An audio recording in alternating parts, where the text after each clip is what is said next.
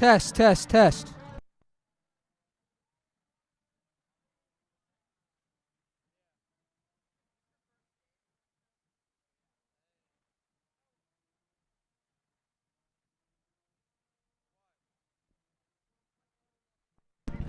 Test, test, test.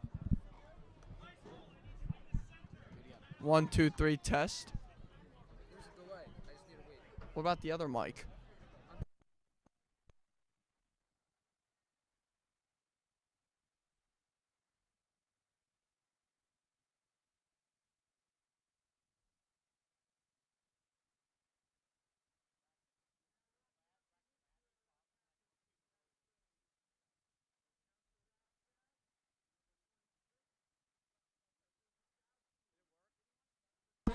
Test, test, test. 1, 2, 3.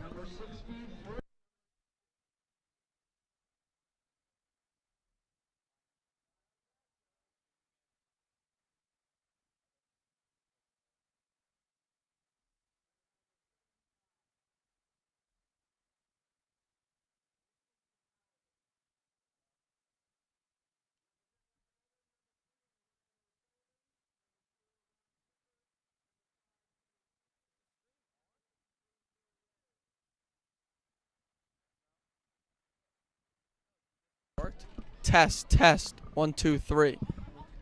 1, 2, 3, 4. I heard it.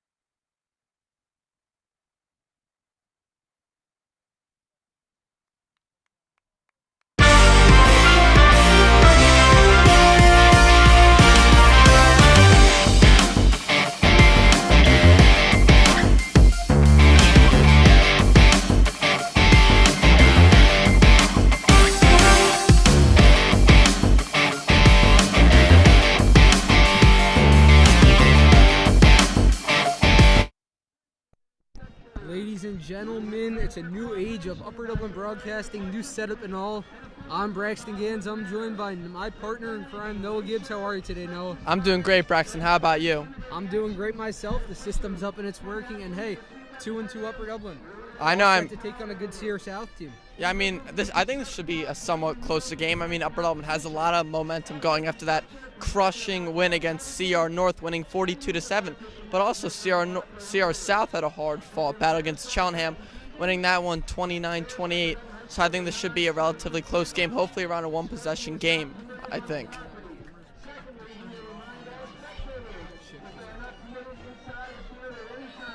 Both teams at 2-2 on the year. Miller on to kickoff for Upper Dublin. He's a big leg. And that one will land just at the 1 yard line. He's going to take it out. This is number 2 for CR South, and he's taken down at about the 19 yard line. And we will get our first looks at the CR South offense. CR South, like I said, is 2-2 on the year. They started out their season with a win against Frankfurt High School. Then they lost back-to-back games against North Penn, 34-6. North Penn always a tough team, and they lost to a solid Pennsbury team, 23-15. Like I said, just come off a hard-fought win against Cheltenham, 29-28. Cheltenham is 0-4 in the year, but Cheltenham is always a tough team to beat, and we will face Cheltenham later this year. And looking at the roster right now, just like last week, no numbers for CR South, so we'll do our best to learn their names. Quarterback number 25 is in motion, man to his left, man behind him. He designed rollout for him, little jump pass, swatted down by Ryan O'Sullivan. Risky little pass there. Yeah, I mean, nice deflection there by O'Sullivan. Usually see him making a lot of tackles, but there he shows nice use of the hands there for nice deflection. And last year for CR South, they had a huge quarterback. I believe he was around 6'5", 220 pounds, something like that. I believe he played baseball as well, and he graduated. So they have a new quarterback here.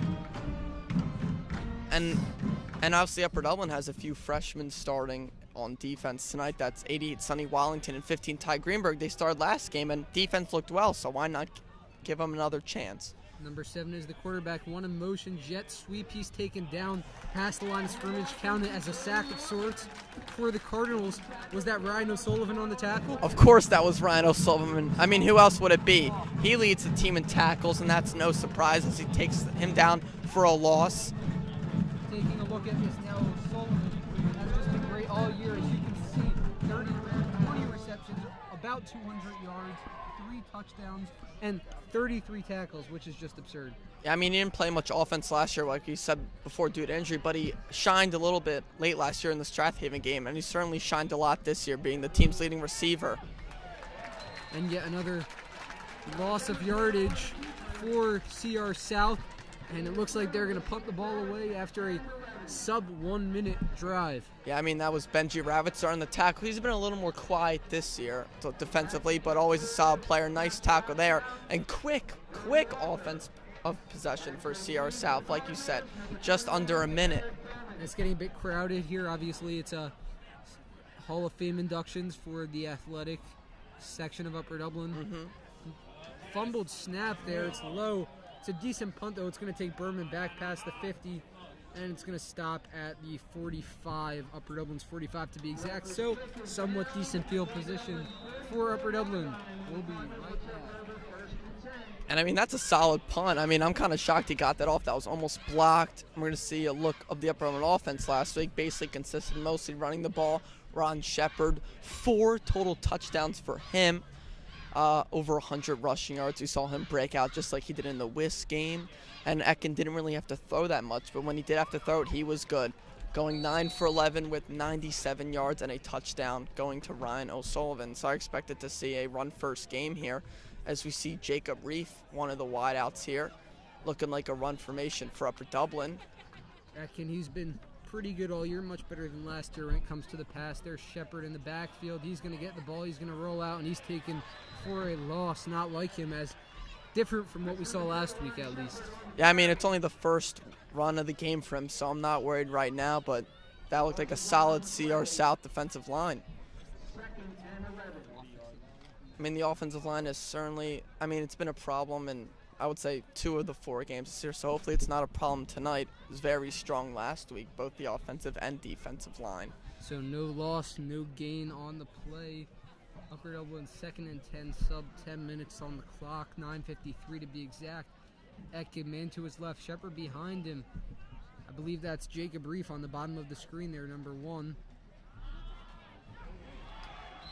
And that is taken down at the line of scrimmage. Shepard, 2 unsuccessful runs. Yeah, I mean, what can you do when there's like 3-4 guys right on you? You can't really do much there. I don't blame it at all. That's a breakdown in the offensive line. As they bring out basically all the wideouts, so I believe we're going to see a pass here. Obviously, it's 3rd and long. I mean, Braxton, great weather tonight. All 4 games have just been terrific. It was a bit shaky about 20 minutes ago. We had some tiny bit of rain. Yeah. Ekin, look for him to pass here. He is Greenberg to his right. Not much of a running back. He's kind of played more of a tight end, even though he's a fullback, if that makes any sense. Yeah, pass-catching fullback, I would say. Yeah. Ekin, he steps back. A rush. He's taken down by 18. No blocker there. 3 and out for Upper Dublin. They are going to go to punt. Matthew Miller will come out for the first time tonight. Yeah, definitely didn't expect that from Sierra South's defensive line. They look good so far. It's definitely going to be an adjustment here quick in the game for Upper Dublin. Got to make sure that line is stable.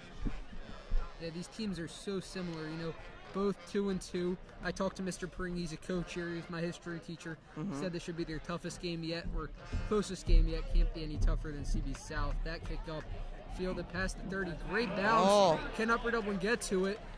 They're going to let it go. That's inside the 5-yard line, down at the 4. Matthew Miller, what a punt. I mean, that's definitely the best punt I've seen from him, I believe, in his career, all the way down inside the 5. I mean, obviously, if we said only his second year ever playing football, he has a huge leg.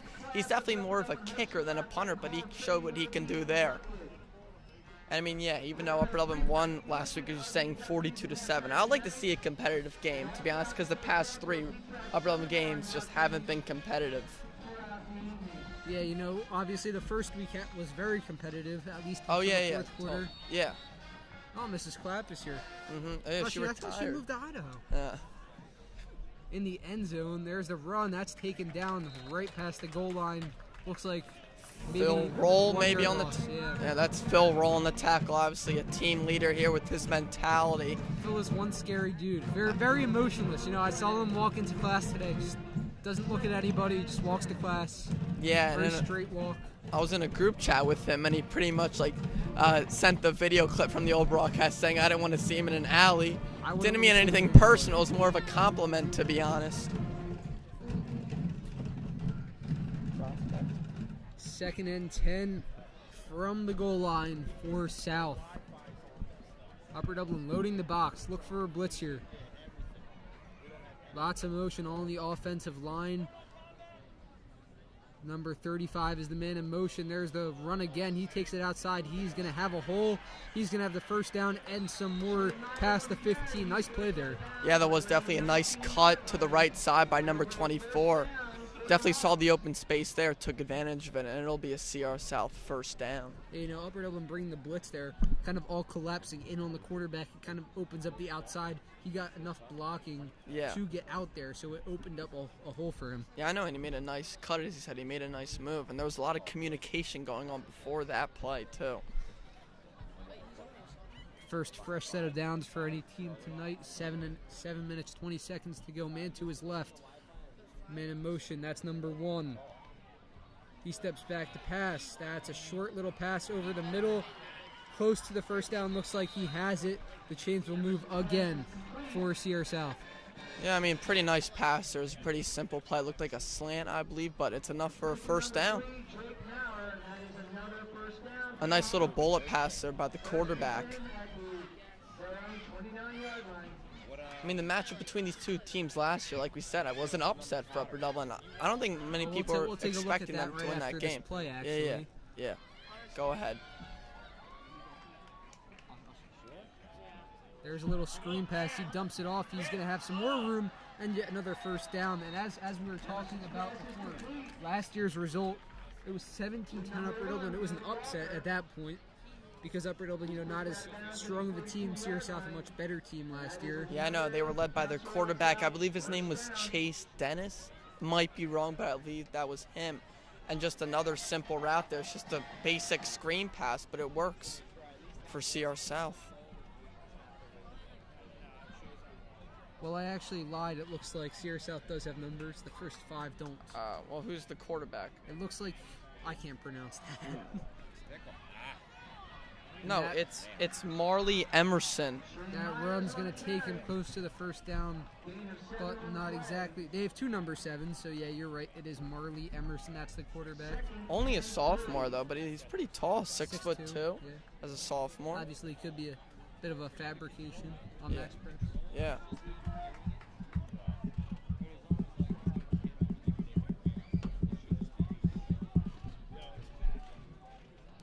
Second and short here for Upper Dublin, about 2nd and 2. Few men in motion here. Go ahead. What are you doing?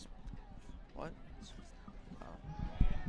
There's yet another run. That one's going to take it past the first down marker, and Moore just efficiently moving the ball here. Yeah, I mean, it's nothing fancy at all, but it's working right now. That's 3 first downs in a row for Sierra South. and they're not going very fast, but they are moving down the field. Just got across the 50 there.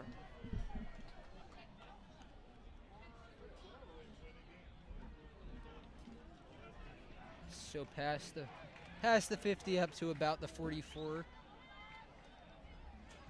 Here's Emerson. He has a man to his right, a man behind him, 2 receivers on the top of the screen. High snap. There's the run again. He's not getting much this time. Upper Dublin has a hard time taking him down, but the whistle's blown. I mean, they were pretty much all over that. You see a combination of O'Sullivan, Justin Waugh, and Tyler O'Sullivan. They were all over that play.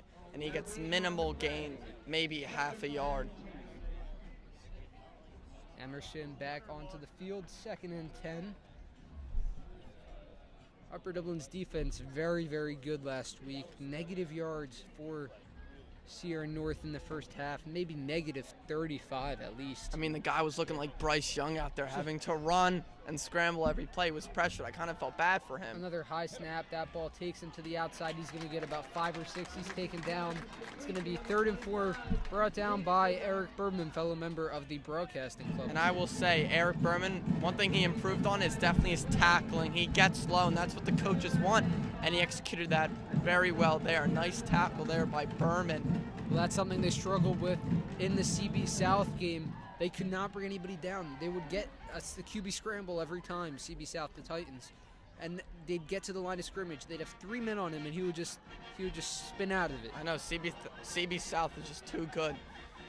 Yeah, Berman has improved drastically over the offseason, I would say. Emerson fakes the run, looks to his right. He goes deep. Does he have him? Looks like he does. What a catch. Intercepted. Or maybe it's intercepted. We'll see what's going on. It's intercepted. It's intercepted. Wow. That is Sonny Wallington, the freshman, with the first Upper Dublin interception of the year. No, Wissahickon. Oh, who was it? Rabbits. Oh, yeah. My apologies. That was by far much better interception. Oh, yeah, I know. Wow. You know, I thought he got a head tap there for a second. He brought the ball down over him, but he must have just put his hands up there. And this brings up a good time to meet the Upper Dublin offense. Do you want me to talk or no?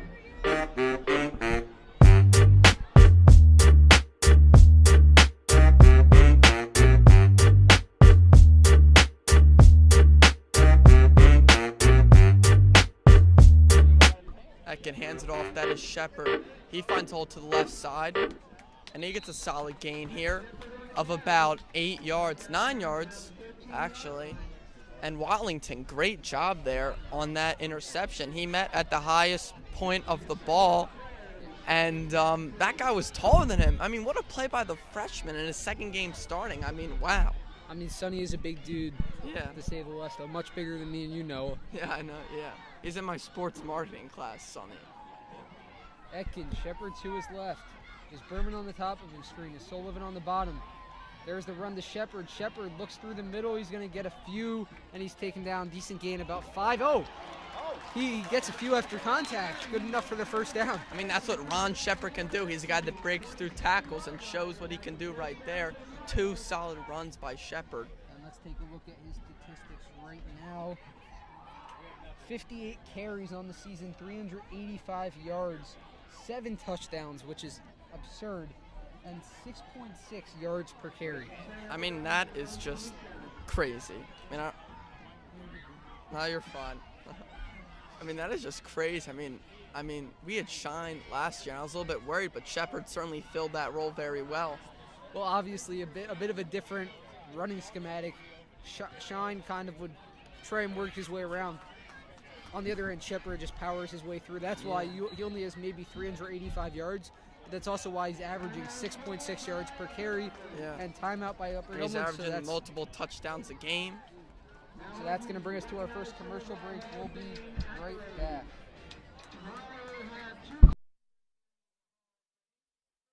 Nun steh ich endgültig unter Wasser, doch irgendwie war's vorhin noch viel nasser. Hello, my name is Brian. And my name is Joseph. So why should you join the German club? What a great question. You should join because it's a fun club to learn about German culture through activities and games. Also, anyone can join. Regardless of whether you take German or not, be sure to bring your friends to our meetings in room 271. So, what are you waiting for? Join the German club today. Do you like snacks? Do you like the stock market? Then the Investments Club is the place for you. In the Investments Club, you get to learn about entrepreneurship, compete in stock market games, and enjoy Kit-Kats. In the Investments Club, you can learn skills not often taught in school, such as how to become a small business owner, setting you up for success in the future. For questions and club meetings, see Miss Meller in room 201. So what are you waiting for? Join the Investments Club today.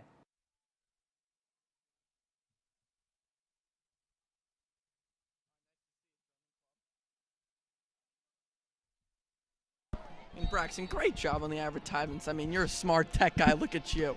Thank Good you very job. much. Noah, Yeah. couldn't do this without you either. Yeah, I Ben contributed Wilkins- a lot to the Ben Wilkins graphics. up top, Heim Zealous, and Cole Ward on the bottom. Design rollout for Ekin after the play fake. Good enough for a first down. Ravitz spins off the tackle. He's taken down past the 50. Very nice play for Benji Ravitz, number 85. I mean, nice design rollout there by Ekin, and Ravitz just wide open, breaking through defenders. Nice job there by Ravitz. Only a couple receptions on the year. I mean, that was looking similar to last year in the Springfield scrimmage where he took like a huge 90-yard touchdown reception there. And that's the And it schematic. looks like he's limping off, though, a little bit. Seems a little shaken up after the play. That's the schematic of Upper Dublin's whole offense. A bunch of dump passes, screen passes, in routes. Yeah, but it's Kind been of just working the effective. ball. Yeah, 6 yards, 7 yards per pass. Here's the blitz. Run to Ron. Ron takes it past the first down marker. He has room. No, he's dragged down. He's very frustrated by that. I mean, yeah, I know he's frustrated. I get it, but still, what a great run by Shepard, getting 15 yards on that run. Almost broke out of, I believe that was number 21's tackle, but 21 just had enough to take him down. And another fresh set of downs. Nearly broke off that one for a touchdown. Couldn't quite get it, and these stands filling up, as we said. Induction night. Yeah. I mean, yeah. We'll see Coach Stover get inducted. Mr. believe- Funston, very excited about that. We saw him in homeroom. Yeah, I know. The 2018 state championship for Funston and the 2015 district chip for Stover. Obviously, very important Upper Dublin legacy. Play fake to Shepard. Design rollout to his right.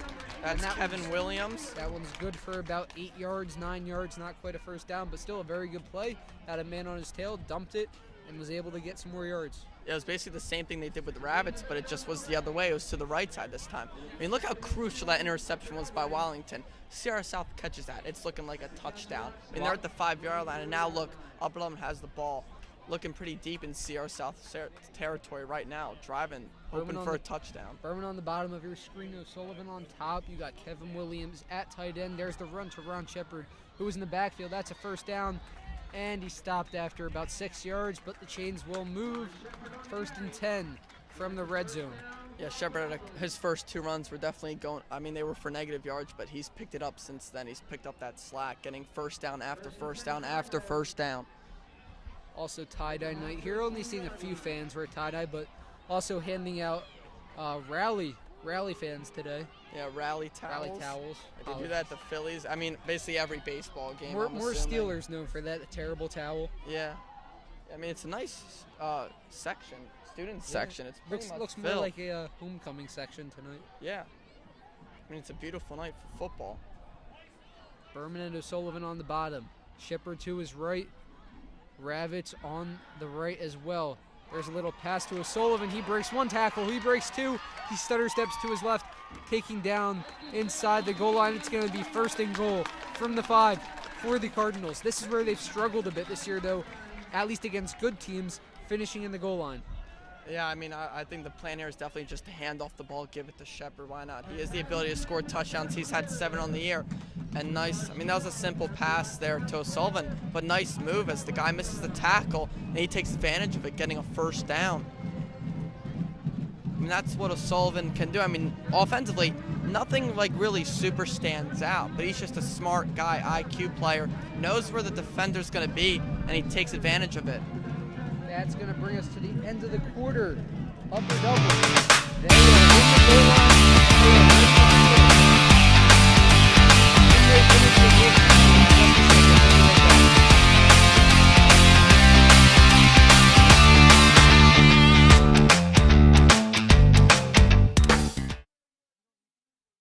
Bonjour, je m'appelle Jordan.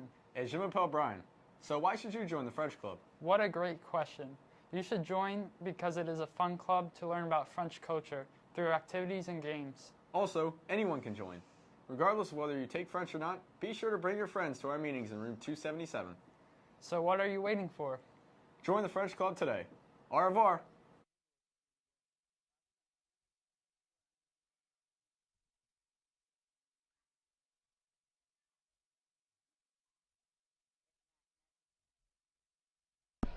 And we're back. The start of the second quarter. Upper Dublin in great field position. Might I add, 12 minutes left in this first half. Still nothing, but it was an exciting first half.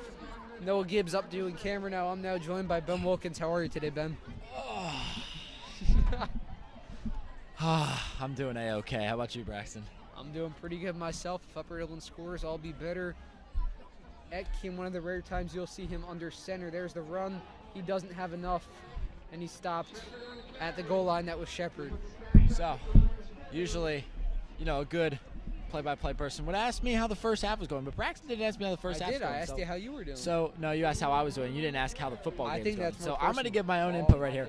I think that this is a defensive game right now, obviously. I think that Upper Dublin is going to score a touchdown on this play. I think that we are about to go up 7-0. I think the defense is playing astounding right now. And I think that we are going to win this game. I hope all that's true. I know some of it's true. We'll see about the rest. Etkin in the shotgun now. We have not seen Fields tonight. It's been all Shepard in areas again, powering through. Jeez, that was wrong. Nothing, but that's about 2 or 3 yards. I want to see a tush push here. You can't do that. 3rd and 3? What? You can't do that. Is it not 1? 3rd and 3. No. It's like 3rd and 3. I thought he got to the 1. If it's 3rd and 1, then yeah. Well, I thought he got to the 1. Tough view here when it's a bit of a dog pile. I'm interested to see what actual. I think it's 3rd and 2. Well, there's no. I don't think you tush push from here. There's no such thing as a tush push in high school. You can invent it. You could invent it. It's going to be more of a goal line play. Just put a lot of tight ends, get a lot of people on the line. Yeah. But no, you're going to have 2 wideouts here. There's the pitch. Touchdown. He has a hole. Touchdown. Counts it 6-0. 10:31 left on the clock. Upper Dublin leads it for the first time tonight. Matthew Miller will come on to kick. I told you they were going to score. Well, let me shake your hand. What? Let me shake your hand. Yep, Thank you. Sure. Thank you. Yep. They wouldn't have scored if it weren't for me. I'll tell you what, Braxton, it's packed tonight. Yeah, There's people right around us. Yeah. Normally we don't have this. Normally we have a lot of room. Hey, I'm not complaining. I'm not complaining either, but I'm just. That kick is up and good. We will be right back.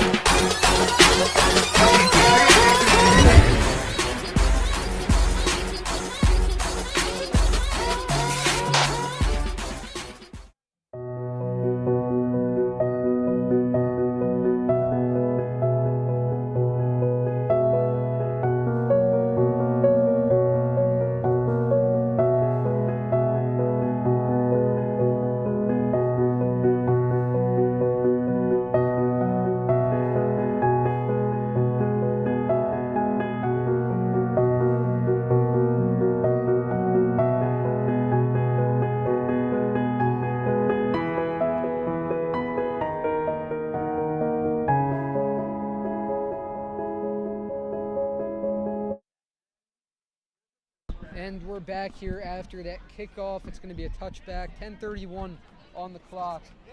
And CR South will get the ball for the 3rd time tonight. Last time resulted on a about 30-yard 30-yard pass. So that was an interception. Not gonna lie, from my view, I thought that he caught the ball. The wide receiver for CR South caught the ball. I did too. I thought he had tapped I thought he him. caught the ball. I did as well, but thankfully he did not. Yeah. Their coach was really giving it to the officials as well. Here's Emerson from the shotgun, designed rollout, bullet pass, 5 yards. He's hit hard, but he stays up. 5 yards. Does he fumble? No, they're going to say he was down. That was to Brody Walker. So, I mean, on both sides right now, it's a little bit interesting. Even when Upper Dublin's passed the ball, it seems they're doing 2 design plays. It's like a 2-yard, like, quick pass. Like, just Kevin Etkin rolls out, and he'll just dump it off real quick. It's not even – it's like a very short pass.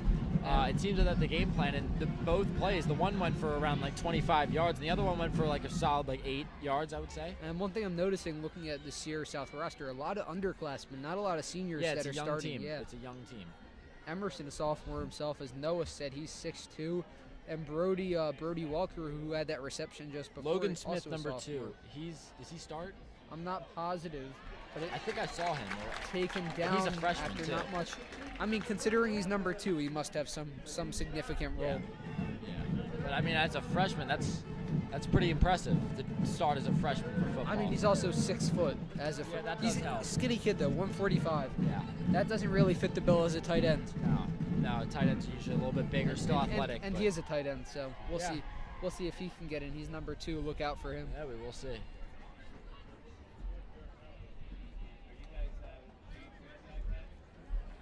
And no, he's not in right now.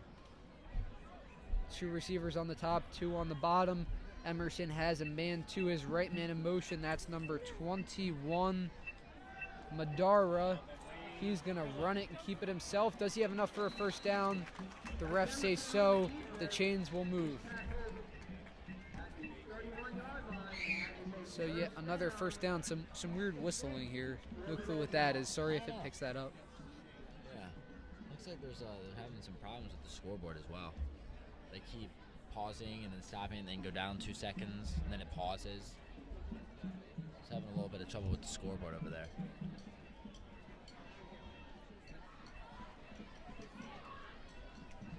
Emerson, 2 on the bottom, 1 on the top. He's going to look back. Timeout called by CR South. We're going to stay with you, and we are going to highlight Kevin Etkin. We didn't get to talk about him before.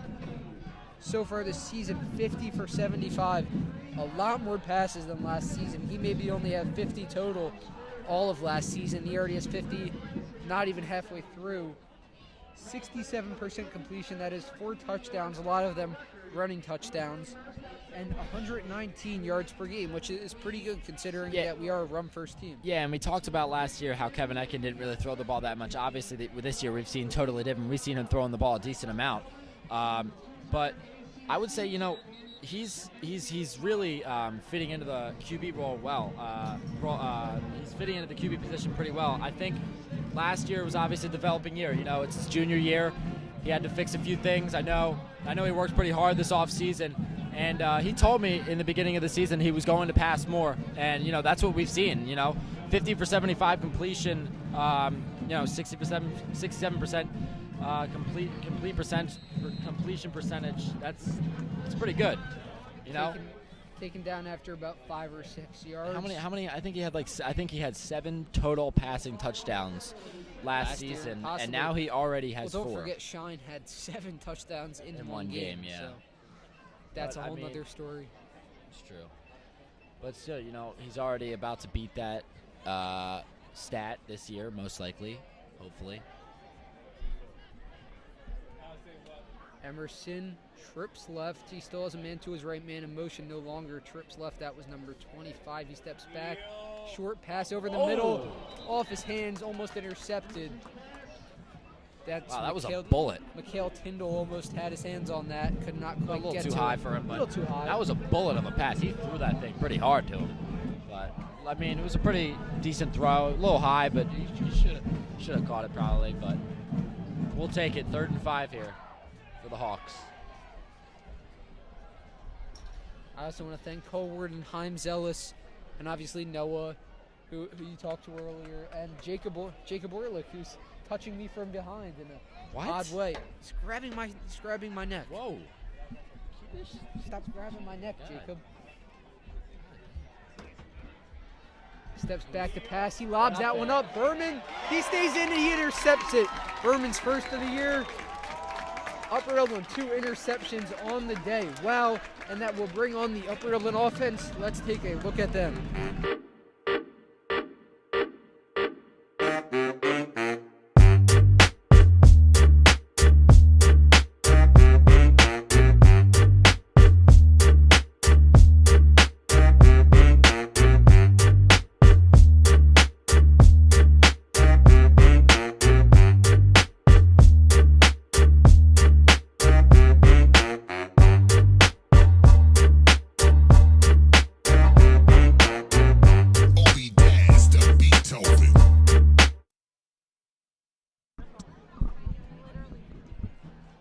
Thank you to Shannon O'Sullivan, who provided us with all those pictures for those player introductions. Yeah. Man in motion, number 17, West Gill. Quick pass to Ryan O'Sullivan. He's going to have some room. He's going to have a lot of room. He could go all the way. He's dragged down, but not before getting an extra 10 yards on that one. He's taken down at the 5-yard line. What a play by Ryan O'Sullivan. Wow, what a play. I mean, he stayed inbounds, tiptoed his way inbounds still, and was able to make a huge play on that. We have a 1st and goal, I believe it will be, for the Cardinals here. Huge play there. Looks like it's going to be around a 1st and 8. 1st and goal. Braxton, your grandfather texted. I saw. You're doing a good job. I saw. Noah telling me that my grandfather texted. He Shout out Lou Lombardo. he loves to text me during games. Yeah? Boy, oh boy. Really, does he? Coach Stover did this. Love you, Lupa. Yeah, he's a man of the people. Man of the people, yeah. Upper Dublin in trips left. Looks like some late substitutions here. Looks like they're just switching men. Switching assignments. It's going to be Tyndall, Gill, and Berman on the top of the screen. On the bottom is number 2. Number 2 is Gavin Lappa. Ron Shepard to O'Sullivan's right. Very spread out formation here, you could say. There's the run to Ron. He's going to get through. Touchdown, 13-0 Upper Dublin. And they've turned this game around quickly. Wow. A little bit of a slow start for the Cardinals, but now they're getting their groove here.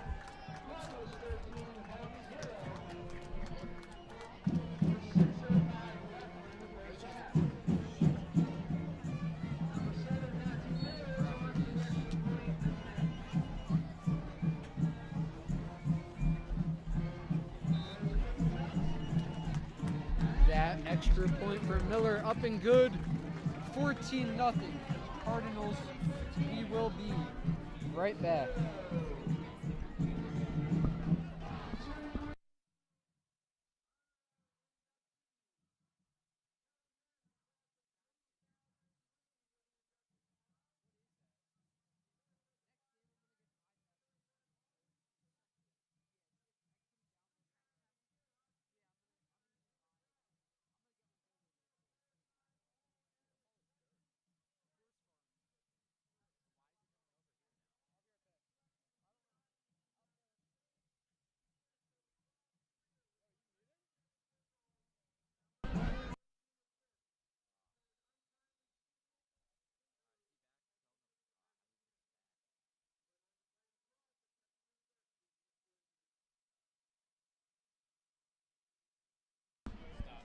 We are back here at Upper Dublin. It's kickoff for Upper Dublin as the Hawks get the kickoff. And they get a nice little return around to the 36, 37-yard line, and that's what they will take over for their 5th offensive possession of this game.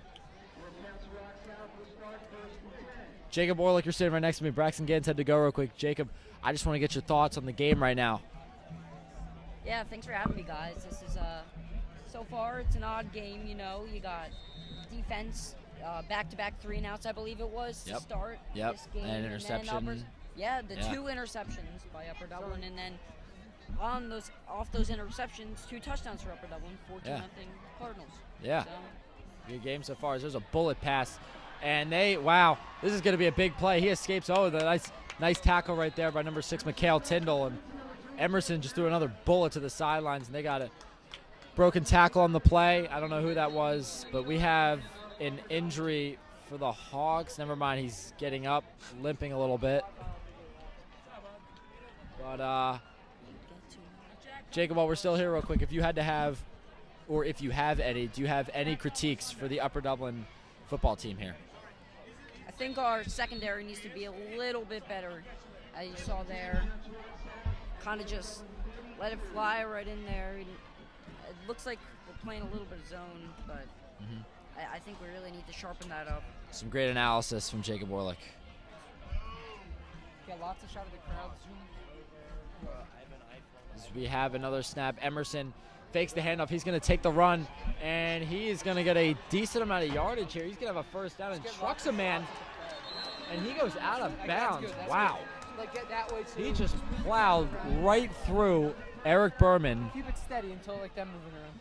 And got a good 15 yards on that play. What looked like nothing ended up being a huge play. Apologies for the delay there. I had to go get Cole Ward, who's on camera for us. Thank you, Cole, by the way. Thank you very much. How do you stick between the teams? Jacob just maybe asked me the dumbest question of all time. I didn't see it. Drop pass. You dropped it? Yeah.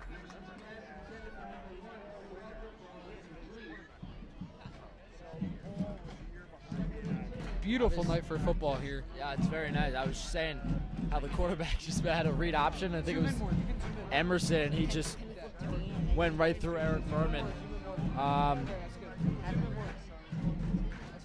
I know I'm talking about it a lot, but I mean it was a really, really, really nice play, especially for a quarterback. Just trucking a corner of the Upper Dublin defense. Here's Emerson, man to his right, man behind him. There's the run. He has a hole. He's going to be taken down by O'Sullivan. Yet another tackle for O'Sullivan.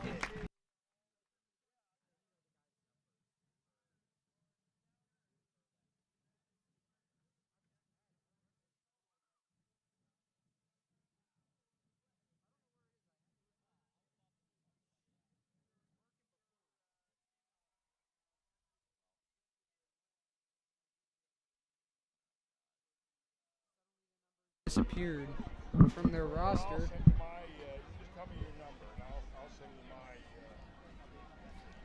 4 minutes and 30 seconds to go left in the first half here at Cardinals Stadium. Cardinals leading 14-0 over the Council Rock South Hawks.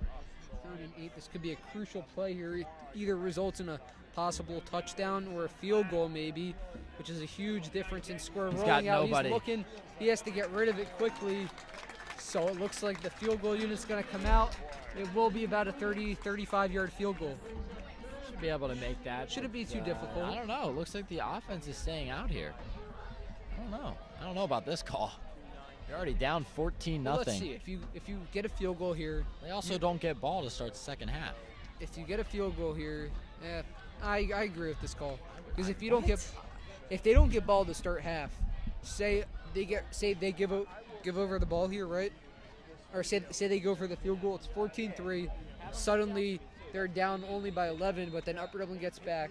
Timeout by the Council Rock South Hawks here. Upper Dublin would have 4 minutes to score and then immediately get the ball back, no matter what. So that could put them up by 28. I mean, I don't know. It's 4th and 8, though. I mean, if you were saying this and it was like 4th and 3, maybe even 4th and 4, I'd agree. It's just in this case, it's 4th and 8 with a manageable field goal. You got to put some points on the board. So I feel like in this situation, you got to take the points. But I don't know. That's just me. Thank you to Jason Tranis and Mr. Squeary and all these people for making it possible. Thank you to everyone who made this setup possible. We'll be using shout out Tranis too? I did shout out Mr. Tranis. About to say, I got you, Tranis. I always got you. Tune in tomorrow morning as well. They will have the live induction to the Athletic Hall of Fame. That's about 11 a.m., I believe. Coach Stover getting inducted to the Hall of Fame. Also, tune in at halftime. We will have coverage of the induction here on field. Yeah, we will.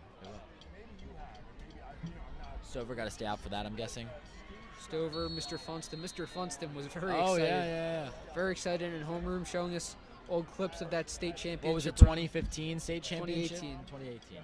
Snap, number 7 catches it. That's Emerson. Oh, they got There's it. a high pass. He's in for the touchdown. So they make the smart choice by keeping the offense. They humbled me. Yeah, I'll give it to them. They humbled you. Me. They did. I told them not to go for it. They did, and they scored. What was his name? What was that guy's name? Emerson. Or they just said Marvin Harrison. Harrison. Let's see. Well, there's no Harrison on the team. I'm tripping. Oh, you got the numbers back up. Well, number 27, I can't say that name. Sean Sullivan. No. Michael Sealowski. Sealowski. I'd say Sealowski. Upper Dublin still leads it by 1 score. Sealowski. We'll be back in just a second. Do you like snacks? Do you like the stock market? Then the Investments Club is the place for you. In the Investments Club, you get to learn about entrepreneurship, compete in stock market games, and enjoy kick-outs. In the Investments Club, you can learn skills not often taught in school, such as how to become a small business owner, setting you up for success in the future. For questions and club meetings, see Miss Meller in room 201. So what are you waiting for? Join the Investments Club today.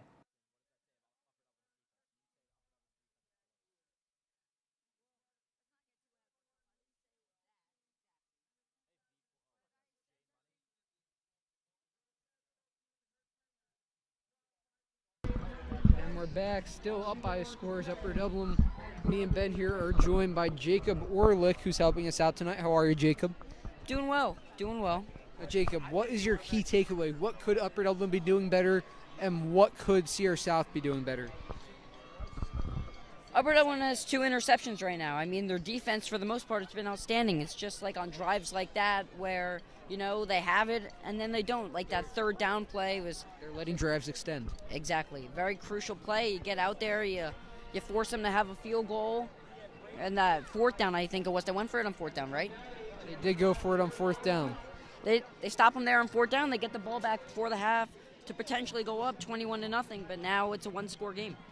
Line drive kick nicely fielded by Jordan Fields. Jordan has been a monster this season. Let's take a look at Jordan. Jordan averaging 15 carries.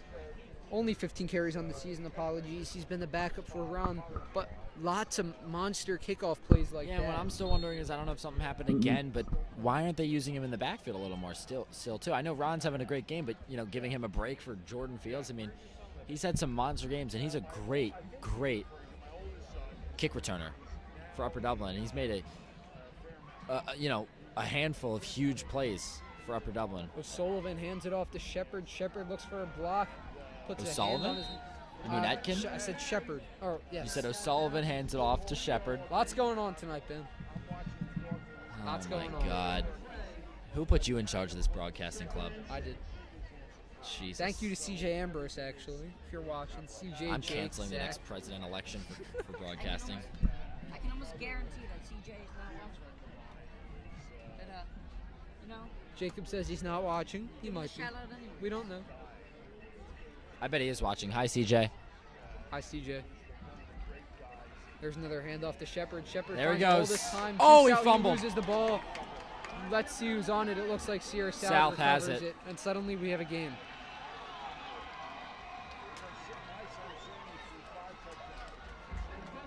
And just when you thought Upper Dublin was going on a little bit of a hot streak and going to take this game away, there's a turnover.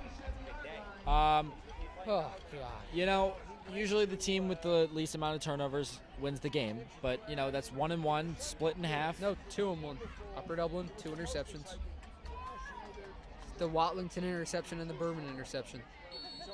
Oh, shoot, you're right. I totally forgot about that. See, Well, you know what? Maybe you should be president of this broadcast. As my grandpa would say, it's a cluster something. I can't say the rest of that word. Yep. Can't say it. We got to keep it PG. Westgill and Connor Dine know what that's about. Yep. Handoff. And he's going to be pushed. They're pushing the pile. Man, oh, man. They just really pushed that pile, and that was, wow. That was number 24, Shane Myers, a junior. As we said, very young team, 5'9", 165, primary position, where he is now running back. Wow, he really pushed that pile. They had him for like a 2-yard gain maybe, and they just turned it into, I think, a 7-yard gain there. It's a pretty good play there. Well, the clock still reads 2nd and 10, 3 minutes, 10 seconds left on the clock. The clock seems to be a bit glitchy tonight, keeps ticking down by about 2 seconds instead of 1. I did say that earlier. Yeah. It's another handoff, and he's going to cut outside. He has the first down, and he's out of bounds. And there's flags. I think it's going to be a late hit. Yep. So that's going to be a personal foul, and that's going to send them about 15 forward. That's not good. Yeah, no, Upper Dublin needs to, because I bet they're going to hand it off again here on this next play. What needs to happen to kill momentum, they got to stuff them at the line of scrimmage or behind the line of scrimmage here. They got to get something for a loss. And it was unsportsmanlike conduct, not good for Upper Dublin. You can't be doing that. He was already going out of bounds. Yeah, you got to be smarter than that and just let him go out of bounds. Even if he's like cutting out of bounds, sort of, you can even like push him lightly to make sure he's going out of bounds. You can't tackle him like that. That's got to hurt with all the padding anyway. I mean, he's landing on the hard track surface. There's tables back there, players. That can't feel very good. No. And it is another handoff, like I said, and he is going to cut He cuts loose. outside, and he might have it. No, he's pushed out of bounds at the 1. Very good run there. That's number 2. Hey, we were talking about him. That's Logan Smith, the freshman. That is, and like we said earlier, Logan Smith, tight end and a running back. He doesn't fit the tight end build. I would say he definitely fits the running back. Yeah. He's very quick, as we just saw. He can cut, he can move, and he's a freshman too. So like we said earlier, this Council Rock South team really has a lot in their future. Looking at this, if you look at this, I see a senior about every 5 players. I'm seeing a lot of sophomores, a lot of juniors and freshmen scattered around. Yeah, Emerson. And he's got a man wide open. No, he does not, because Berman has him on lock, and the foul on the play. What could this be? I'm assuming it might be a holding of some sort. The flag is down at the line of scrimmage about there. My correction, it's in the end zone. Could be an illegal man downfield. They're putting the ball right back. We'll see what they call. Personal foul against sportsmanlike. Yeah. What could I didn't see anything. Well, we were focusing on a pass. Could have been one of the linemen. And that's going to kill them, just like Upper Dublin. That kind of evens out the unsportsmanlike conduct plays. Yeah. So 0-0, you can call it. Yeah.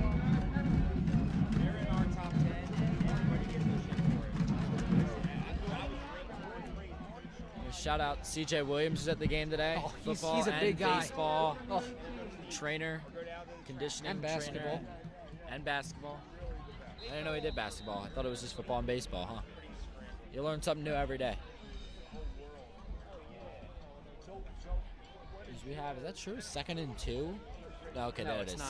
Second and 18. They fixed it, and we have a timeout called by Upper Dublin. Looks like timeout possibly called by Coach Wall there. Yeah. And we're going to take the timeout with you. We will be right back. Oh, finally. I'm able to get some rest.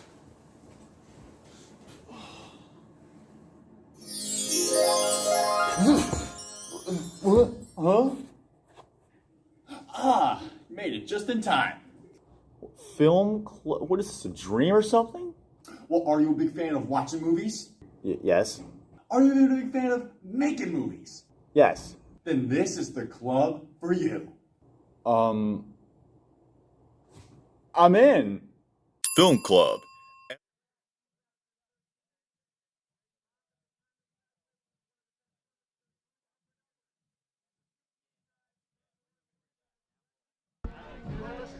Back here at Cardinals Stadium, we have 2 minutes, 25 seconds left here. Council Rock South with the ball here. They're at the Upper Dublin, it looks like 18-yard line. And a 2nd and 18. Emerson drops back, throws to the back of the end zone, and he has nobody there. No, They're gonna call Tyndall for pass interference. That ball was uncatchable. Oh my God. See, that could have been pass interference, but the ball, it's 15 feet in, over his head. The ball, when it landed, it was out of bounds. While he had his hands on him, that ball is catchable if maybe you're playing pole vault. Wow. That ball is catchable if you're doing distance jumping. That's where that was. You can't call. That's a bad call. Yeah. That's a really bad call. That was a very bad call there.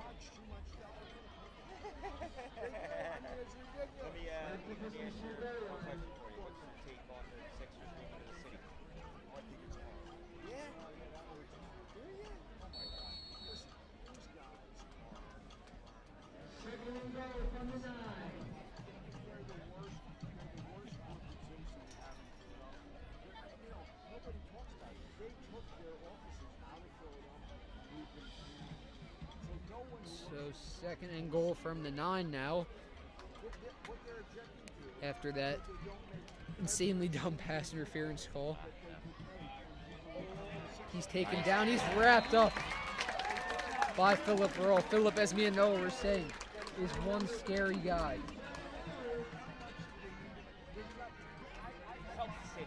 I personally would not want to be chased down by Philip.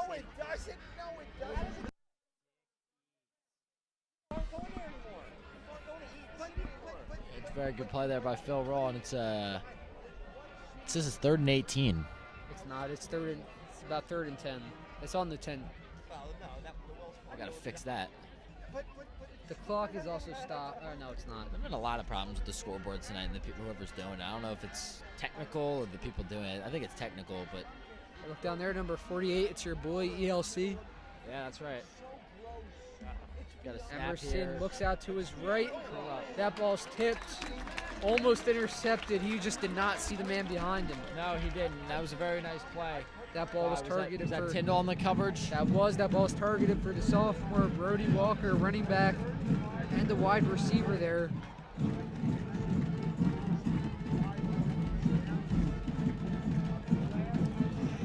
And they're gonna go for the field goal. What? This is a long quarter, Noah's saying. This is a very long quarter. And that kick field almost goal. blocked. Oh, it's blocked! Upper Dublin gets the ball back. No score there. A minute 20, 2-minute drill. Can Upper Dublin pull it off? We'll see in just a minute.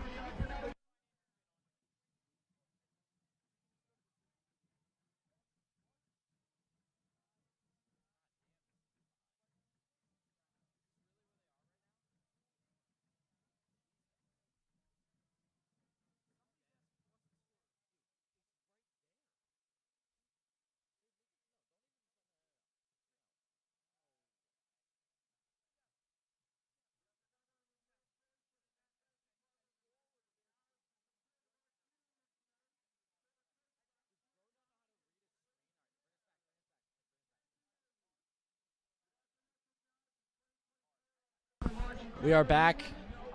Minute 19 left. Cardinals just taking over the ball right here at the end of the 2nd quarter.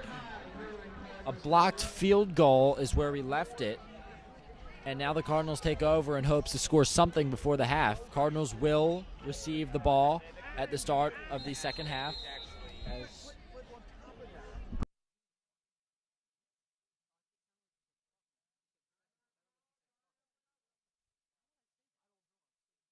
You idiot. Why would I say that? I thought Ben said something different. Okay, so Braxton just basically muted the mic because he thought I said a cuss word when I didn't. So he's falsely accusing me of that. So Mr. Palme can show you if he can take you to court. I would be proved innocent because I didn't say anything. We have a timeout, Upper Dublin. That is their last timeout of the half. So obviously they're going to have to really try and work with the clock here, try to do some out-of-bounds plays, spike the ball if they have to. You can see Matthew Miller over there warming up. They could need him to come in to kick the field goal. His range anywhere from, I'd say within 35 yards. He can hit a 40-yarder. He's hit. I've seen him hit a 50. Range is a different thing, because that's in game. It's what he can. Okay. It's what he can realistically hit If 77% of the time. Right. So get the ball. Give him like a 35, 40-yard field goal. He should be able to have the range at least to make that. This is a quick out-of-bounds play here to O'Sullivan, and he gets out of bounds. And that will move the chains for Upper Dublin. A fresh set of downs. A nice play there. Upper Dublin's burned through all their timeouts, so none left for them. I didn't understand why they would call a timeout. They saw something they didn't like. Now they have 0 timeouts. Yeah, I mean, you don't have as much experience, neither do I, as Coach Stover. I mean, it was Wall who called the timeout. Wall, still, nonetheless. Would you critique his baseball decisions? Well, I would not. I would not. Very knowledgeable guy. Just taken out of bounds after. So Sullivan, another out of bounds play. Very good. They're working the sidelines Only here. 10 seconds lost. Actually, no. The clock just moved to 8. The clock's been glitchy. So less than 15 seconds used here. Yeah, we apologize if we mess up the score Or It's not our score, fault. the clock. It's not our fault. There's some technical difficulties, it looks like, up there in the booth with the clock. There is, oh my goodness, it sounds like the average viewer down there under the stands. All these kids are playing football down below us. Mm-hmm. Remember doing that in middle school? I do. I remember when you're in middle school, you come to the game to not watch the game. You just socialize with your friends under the stands and play football. Kyle Lizel moved to Florida. Smashed his head open on a pole playing. I heard about that. I remember that. Pass up the So middle pass to it to Wesley West Gill. Wesley taken down. They're going to have to rush to the line. No need to spike it here. You got a lot of time. Just run another play. I would spike it. I wouldn't spike it. You have over a minute still. No, you don't know. The clock has starts stopped. running here. So there's a timeout by... Oh, that's so dumb. Oh, God. So, Why would Sierra they South call just timeout? bails Upper Dublin out there. No clue why. We'll be right back.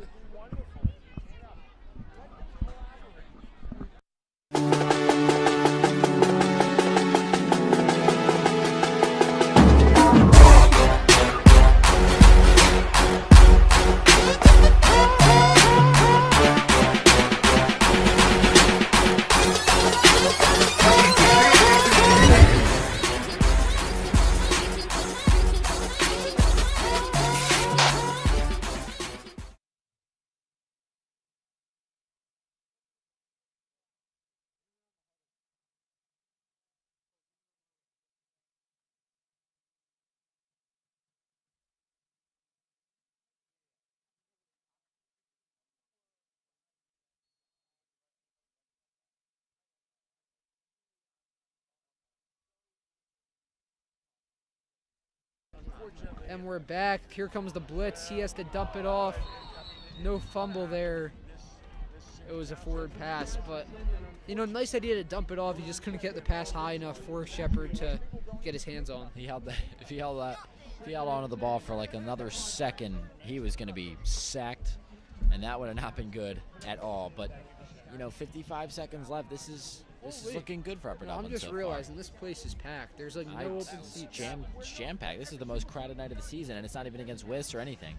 Stay with us for halftime. We will have coverage of the induction ceremony. Tyndall and O'Sullivan on the bottom, Gill and Berman on the top. Pass over the middle to Tyndall. Tyndall receives it. Just about a first down marker. Now you got. It's not a first down. No, it's third down. You can't spike it. You got to run a play. No, it's second. Run a play. It's second down. It's third down. Look. What? Oh. Yeah, so you got to run a play here. Now it's a sideline play. Oh, my goodness. And Tyndall can't catch the ball there. They're not in field goal range, I don't think, yet. Well, this is not Matthew really. Miller did tell me today that he hit a 55-yarder. But Yeah, that this is is in too far. practice. That's with no This is too blockers. far, You can't yeah. have him. Give him, I'd say give him 10 more yards and he can hit it easily. Was it? What is it? It says 4th and 10 on the scoreboard. I don't know. What is it right now? Like It's fourth and 2? inches. What? 2. Look at where the ball is. Are you sure about that? Okay, look. So the marker over there. It's 4th and 1. You're wrong. That's the least they can say. It's realistically. I don't know. You inches. think they'll hand it off here then and just spike it? If they get it, I think I'd they say will hand it off. outside pitch. No, it's just a regular handoff. They get it. That's enough. Now you got to spike it. That's a good Now play. you got to spike it. What I would have done there is I would have given the ball to Shepard on an outside pitch, let him get out of bounds, just get a yard on it. Yeah, well, and you they're have a fresh letting set of some downs. time chew here. They got to spike it now. And he spikes it with 27 left on the clock.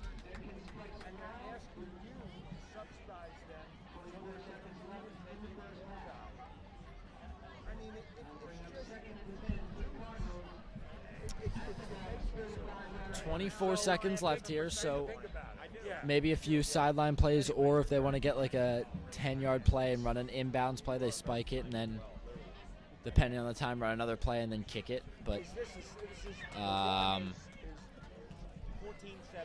there's a few options they can go with here. We're bringing you inside the broadcast booth for the first time tonight. Etkin passes to O'Sullivan. It's a sideline play. He gets out of bounds. And that's a nice little play. Chewing only 4 seconds here. Jacob Ehrlich betting over here. Yahoo Fantasy. Pay attention to the game. I was checking my fantasy football team. How's it looking this year? It's actually doing pretty good. You know, got Lamar at quarterback, Alvin Kamara. That's a big name. Got him in the 6th round. You know, I'm 1-1 myself. I keep forgetting to bench McCaffrey. I don't pay attention. I don't pay attention. I forget to. You're not playing for money or something? It's $30. $30 buy-in. Why wouldn't you pay attention? I won last week. I don't care. I scored the most points out of Gotta get anybody rid of the with ball. McCaffrey. Oh my God, he's gonna run. Get out of bounds. Nice run. And they got to spike. Hurry up. They got to hurry up and spike this thing right So the now. clock should stop while they set the ball. Yeah. So they will have enough time to spike the ball here. It should be about 6 seconds left on the clock. There it is, set 8 seconds. So at this point, Miller is going to come out onto the field. I told him, I said, Ben, likely he's kicking now. You'll likely play Matt Miller. Matt Miller on the kick. Sorry, Mrs. Miller, I can't say that.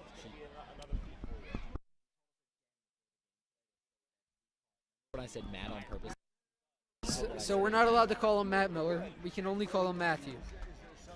We can only call him, according to Matthew's mom, we can only call him Matthew, because that's what she named him. Here's the 35-yarder. Wow. Well good for Miller. And that's going to take us to the second half. Upper Dublin.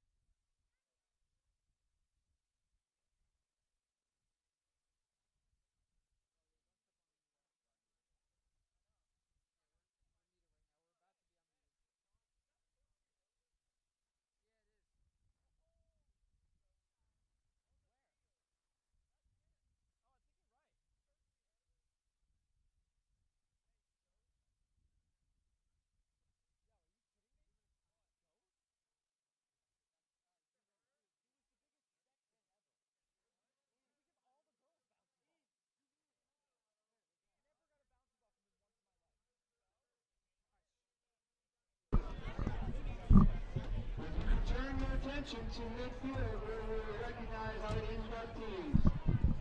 First is a class of 1964 graduate, 13 students. Lori is going into the Hall of Fame as an athlete and administrator of the Dublin. No, that's not it. As an athlete, Lori was a four-time independent selection and member of the 1964 World Championship football team. He was a three-time winner in track and field. He also led the basketball team to the first club over a state tournament appearance. After graduating from Chandler University, he returned to Dublin and began his 50-year coaching career in 1969. He coached football, indoor and outdoor track. He was the coach for the school's only four-time girls track and field Smother Run League championships. He also accompanied Upper Dublin High School alum and Athletic Hall of Fame member Ken Gallagher to the 1984 Olympic Games. Roy Dickens. Second, the class of 1973 graduate Paul McNutt. Paul won the first state medal in wrestling in school history, finishing in third place in 1973. Paul finished with a 54-13-1 overall record and was named Most Outstanding Wrestler in 1973 at sectionals. He was a district champion, a two-time sectional national champion, and also a regional runner-up. After Upper Dublin, he was a two-time ACC champion and NCAA qualifier at NC State. Paul McNutt. Next is class of 2003 graduate, Kelly M. Kelly was a five-time Suburban One All-League selection, three times in field hockey and two times in lacrosse. She was also a four-time All-Area selection, twice in each of those sports. She was an All-State selection in field hockey in 2002, and she finished her lacrosse career with 174 goals and 118 assists before an untimely season-ending injury at the beginning of her senior season. She went on to play lacrosse at Temple University, where one of her teams will be inducted into the Temple Hall of Fame tomorrow as well. Brandon! Ben! That's Brandon! Is that him? Brandon! That's it. 2004 graduate. Brandon! Noah Gibbs! Matt was a two-time He was a YMCA counselor. as well as the 2003 District 1 champion. He was also a three-time state qualifier in cross country, earning the state medal in his senior season. While he was here, he set 5 individual school records in indoor and outdoor track. He was a two-time Suburban One League individual champion in outdoor track. Look at that game. Championship in 1,300 meters. And he was also a member of the 4x800 relay, which won a state medal. Matt Lawson.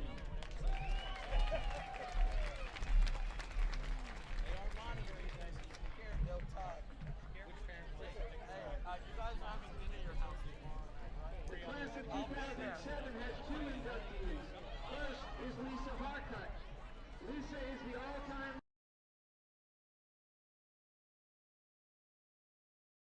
All-League player. She was a 3-time All-Area selection in multiple publications. And she was named the All-Time Player of the Year in 2006.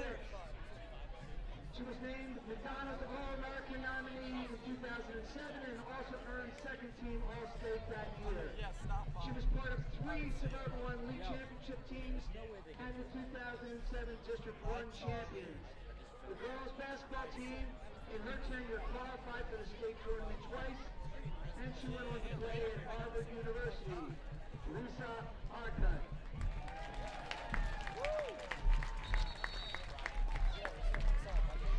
There are 2 other recognitions we would like to acknowledge at this time. I have to tap him, my God. Trainer, Miss Katie Bartosik. Tomorrow, at our Hall of Fame ceremony, Katie will be recognized as the Distinguished Cardinal. This recognition is in honor of distinguished exceptional service to the Upper Dublin Athletic Program. This award recognizes significant contributions and commitment to the success of Upper Dublin High School athletics. We honor his head coach, Brett Stover. Last spring, Brett was inducted into the Pennsylvania Scholastic Football Coaches Association Hall of Fame. Brett is the 1984 graduate of Upper Dublin, and in 2003 took over as head coach. He has amassed a 156 win record versus 79 losses in his tenure. Under his leadership, the team has accounted for 8 league championships and 4 District 1 championships, and he was named PSFCA District 1 Coach of the Year 3 times. Tomorrow, 2 teams will be inducted into the Hall of Fame. Our first team is the 2018 6A PIAA State Champion Girls Basketball Team. The team was led by Morgan Funston. They finished with a 27-5 record and defeated CD South 41-39 in the state finals. That team defeated Cardinal O'Hara, Garnet Valley, Addison, Souderton, and CD South en route to that championship. The team had 5 All-League selections and had 1 athlete earn All-State. We would like to thank all of our inductees tonight for their attendance.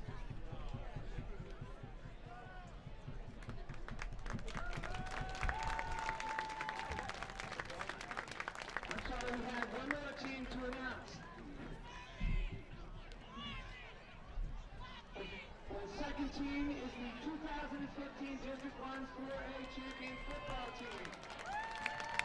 The team was led by Coach Brett Stover, who won the Suburban 1 American Conference and finished as the school's first undefeated, untied regular season team in school history. They outscored opponents 616 to 146 and defeated North Bend in the district championship game. They defeated the 3 largest enrollment schools in District 1 for 3 straight weeks en route to the district title. The team had 19 all-league selections and they were giant killers. The 2015 Brandon. 4A district champion. Ladies and gentlemen, there are your Hall of Fame inductees. They will be honored tomorrow in a ceremony at the high school. Congratulations.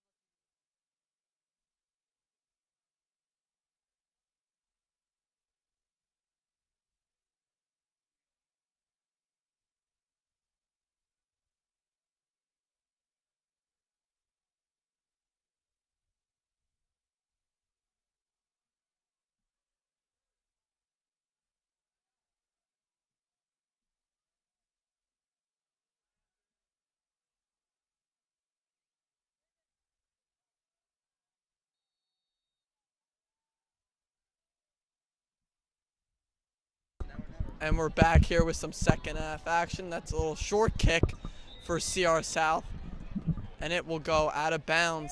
And that was definitely a solid second quarter for Upper Dublin, scoring two offensive touchdowns, both of them being a rushing touchdown, and we ended off of a good note with a Matthew Miller field goal. I'm joined by Jacob Orlick. Jacob, how you doing? Doing well. It's about the third time I've been asked this question over the duration of this broadcast, but yeah, no, I'm doing well. How about you? I'm doing great. What are your thoughts on the first half so far? How do you think Upper Dublin can pull away with the win in the second half? Coming in, I did not expect Upper Dublin to dominate this competition like they have thus far. I think they have been really good on the offensive side of the ball, except for that one fumble, which is just, unfortunate, but things like that happen sometimes. They've been very good on the offensive side of the ball. Yeah, I agree, and that's Ekin handing off to Shepard, and Shepard running to the right side, and he stays on his feet, and he will be taken down. That will be a first down, but there's a penalty on the field. Might be a holding here. I mean, I totally agree with you. Fumbles like that do happen sometimes. Upper Dublin had forced a CR South turnover of their own. I don't know where the quarterback was throwing the ball in that play, but it was resulted in an Eric Berman interception, his first one of the year. And that will bring Upper Dublin back, as it is a holding penalty, looks like it. It will be 1st and 20. Ball was placed on the 25-yard line, and Upper Dublin will replay first down. So Gavin Lappa coming onto the field for Upper Dublin. Looks like we might see a pass here as the offensive lineman comes off the field and we put in a wide receiver. Solid first half by Ekin. No touchdowns, made a decent amount of passes, a lot of them going to Ryan O'Sullivan. One receiver on the left, two on the right. Shepard in the back for alongside Ekin. Man in motion, that is Wes Gill. Ekin takes a snap. It's a quick pass to Lappa, but there is a penalty. Maybe a false start if the play is blown dead.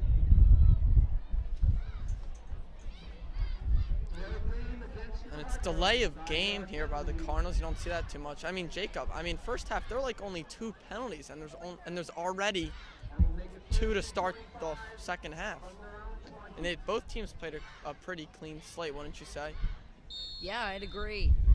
Coming down into this third quarter, teams tend to get tired and get sloppy.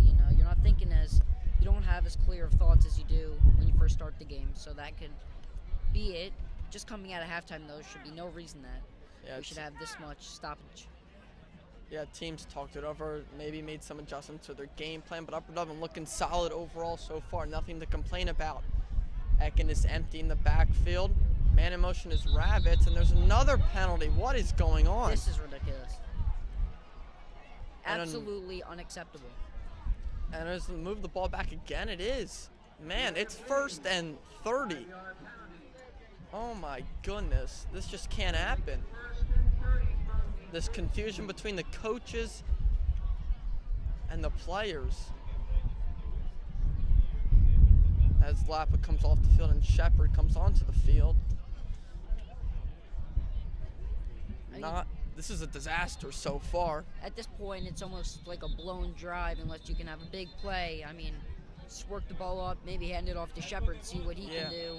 Shepard's capable of a big run at any time, usually around a 10-yard run he can get.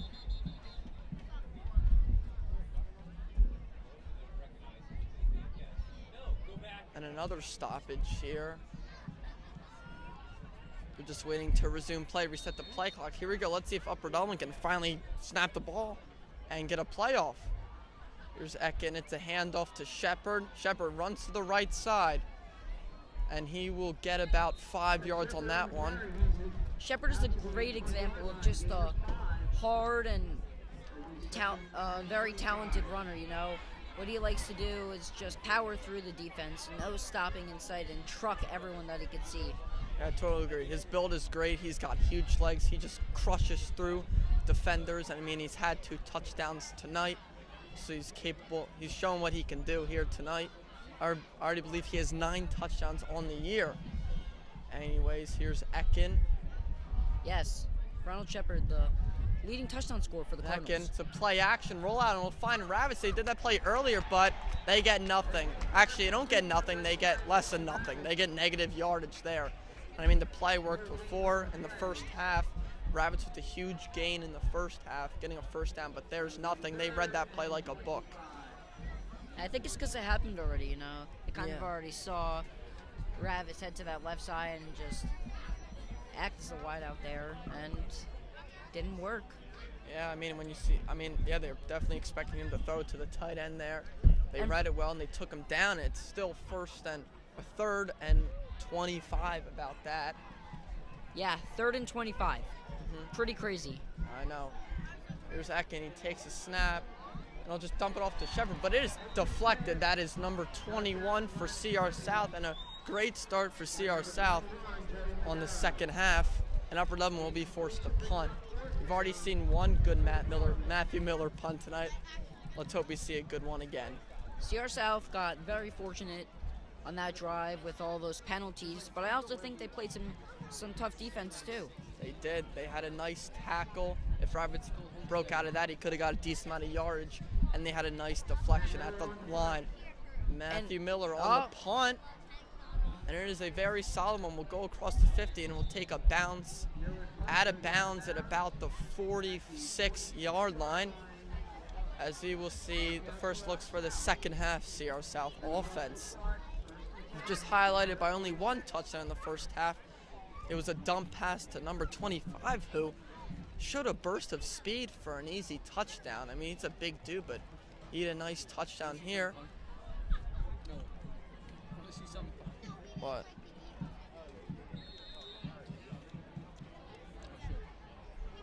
Here's CR South. Man in motion, takes a snap at the handoff to 24, who will cut to the left, and O'Sullivan takes him down. No surprise there, that's Ryan O'Sullivan on the tackle. A lot of those tonight.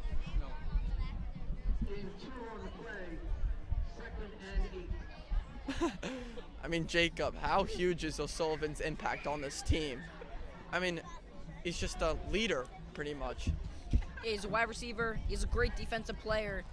He can do anything on all sides of the ball. Yeah. Is he a team captain? Yeah, definitely, yeah. Yes, so one of the captains on his team, one of the front leaders, and a major success tonight as to why Upper Dublin is up 10. Of course, yes, he's great on both sides of the ball. Anyways, here's 24. He will get maybe 3 yards here. And Berman gets shoved, you can see at the left side of your screen at the end of that play.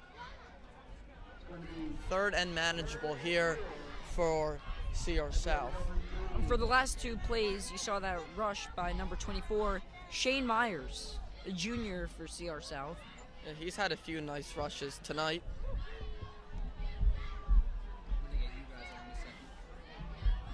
2 men on the left side for CR South. It's a high snap and it's handoff to 24. Nice job powering through the middle, and he will have the first down. Just physical running there, gets him the first down, and keeps this drive alive. And Noah, there we are. Look at us. It's like at a real ESPN thing. You can actually see us for the first time instead of just seeing the football screen, seeing my beautiful face. All right, let's take it easy there. Yeah, it was first down, 10 for CR South. And with this drive continuing, Takes a snap. Here's 7, throws, and it's going to be a deep ball looking for 25. And just out of his reach as Tyndall trips. As I was saying before, with CR South continuing this drive, it's only a 10-point game. They get a score here no matter if it's a field goal or a touchdown. It's a 1-score game, and there's still 8 minutes to go in the 3rd quarter. And what feels like a game that Upper Dublin has dominated might be coming down to the wire. And I agree. I mean, that interception in the first quarter, I believe, by Sonny Wallington really changed the game at this point. I mean, without that interception, we would probably have a 3-point game right now.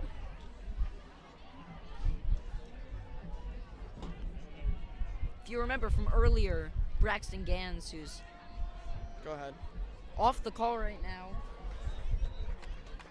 he's chomping on There some might have been a Sour fumble Patch there. Kids. Upper Dublin signaling that it is their ball. Let's see what the refs do here. Now, as you said, Jacob, I'm always eating. We established that last game. You're fat. All right, let's take No, it I'm easy not. there. This is the Upper Dublin Broadcasting Club, and there should be no And I mean no arguing between members. No, we're great. We usually have a ton of chemistry. You know, the first game, we would talk over each other a lot, but since then, we've been on point. We've been on key.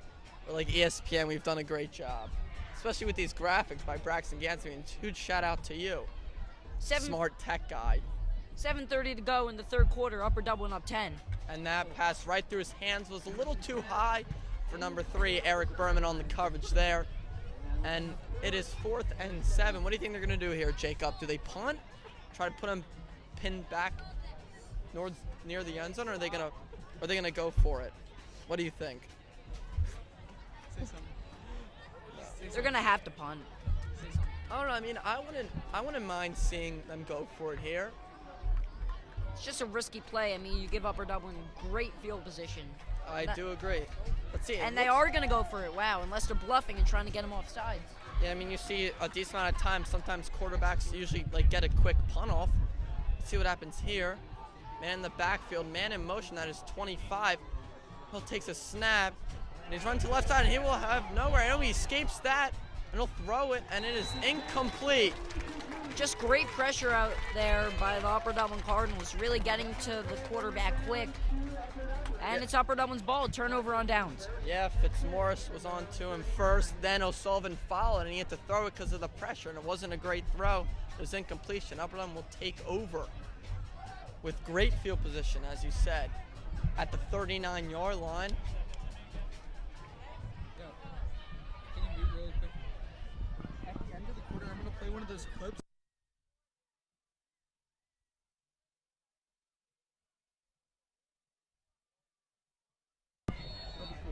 All right, we're back here. 1st and 10 here for Upper Dublin. Let's see if their offense can do what they did in the first half. Obviously, that first drive of the second half wasn't very pretty, as they were forced to punt after a 4th and forever. Ravitz is in motion. Ekin, and it's Gill in motion as well, and it's a jet sweep to Gill. And there's a flag. There seemed to be a little miscommunication before the play. Gill was throwing his hands up, and it's another false start. That's like the 4th penalty. What is going on? Yeah, no surprise that you see those yellow flags on the field, especially in this third quarter. There's been a lot of them. Yeah, I mean, that's just like basic stuff that just you need to be able to do. Not commit false starts. It happens to the best of us. It really does, but... Yeah, it's killing the momentum, as you will see Jordan Fields here. Haven't seen much of him tonight, usually just on kickoff. A lot of great kickoffs from him tonight. He had a touchdown in the last game versus CR North. Let's see if they'll hand off the ball to him. Let's see what he can do. Ekin takes a snap. It's a pitch to Fields, and Fields will find a little bit of a hole, but will only get a few yards out of it. It's not Shepard, it is Fields. P announcer's incorrect on that. Usually every time they hand the ball off to Fields, it's like always a pitch pretty much, because he just has that agility, has that speed of just going down the sideline and basically scoring a touchdown.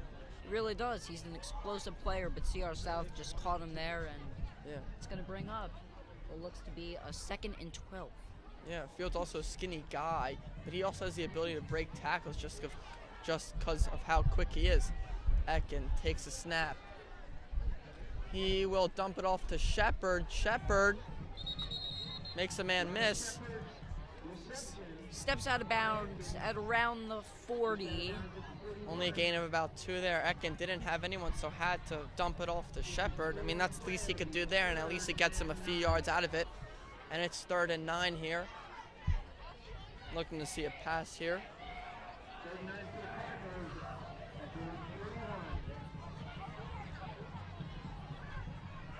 Gill and Berman on the left side, Lap on the right side all by himself. Ekin takes a snap. He will sling it to Shepard, as Shepard has a lot of space, and he'll get the first down and more. About a 17-yard gain for Shepard, and that is more than enough for the first down. I mean, Jacob, simple but effective, that play. He has so much speed.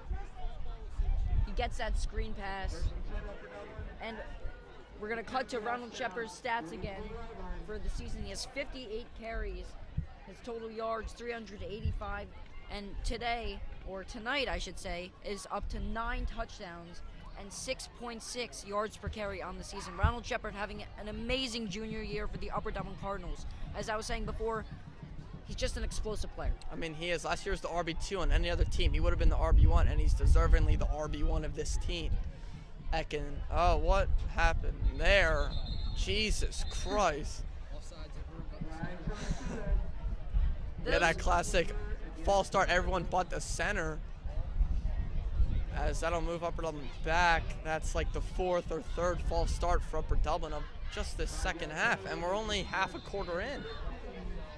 If you can remember last year, Noah, the running back one on this Upper Dublin Cardinals squad, I believe, was Shine Roberts. Yeah, how could we forget Shine Roberts? Right now he's at California University of Pennsylvania. Great player. Last year had a 340-yard, 7-touchdown game against Wissahickon last year. Rushed for well over 1,000 yards and had, I believe, at least 15 touchdowns. But in college, he's playing just defense. Shows you how difficult college ball is.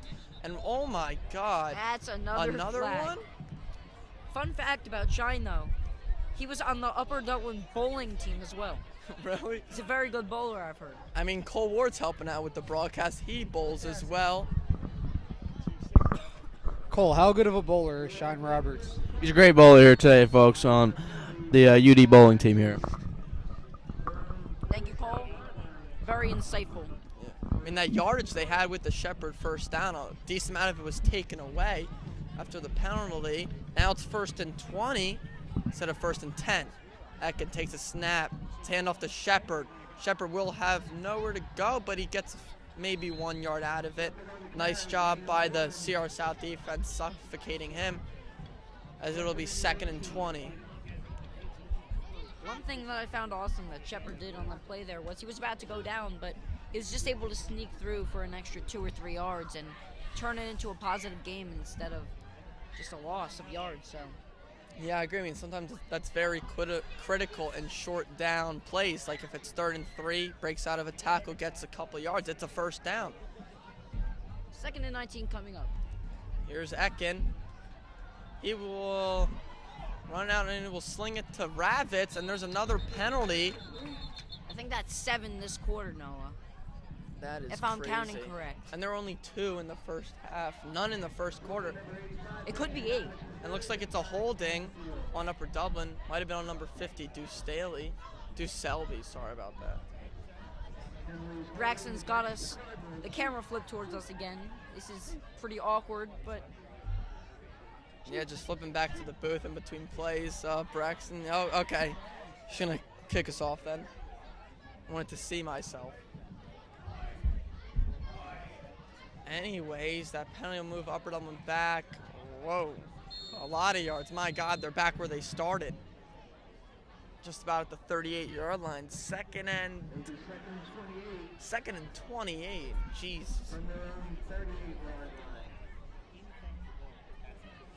These penalties are just killing the momentum they had in the first half.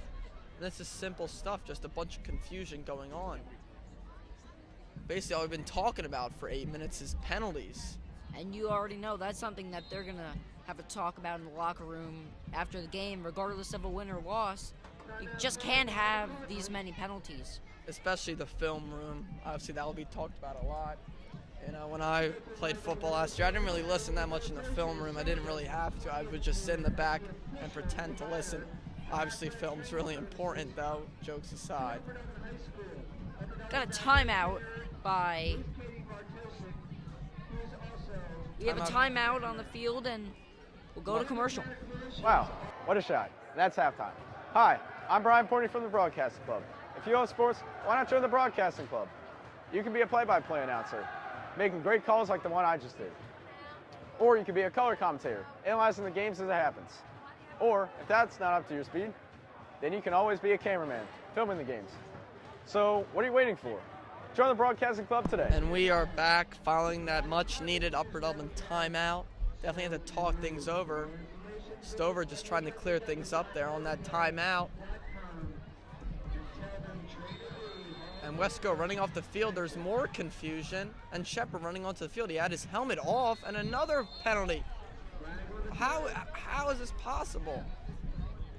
I mean, how is there confusion out of that timeout? illegal substitution, they say. Shepard did not get on the field in time. Okay, let's just see if they can snap the ball and get a play. I'll be very satisfied, even if it's no gain. I like to see Upper Dublin get the basics right on this play. And that's pretty sad of you to say, Noah, because this is JV type stuff. This is a high school football game. I know. And it's a shovel to Fields, and look at him go, but he only gets a few yards out of that. A lot of speed there, but it was a nice tackle by CR South.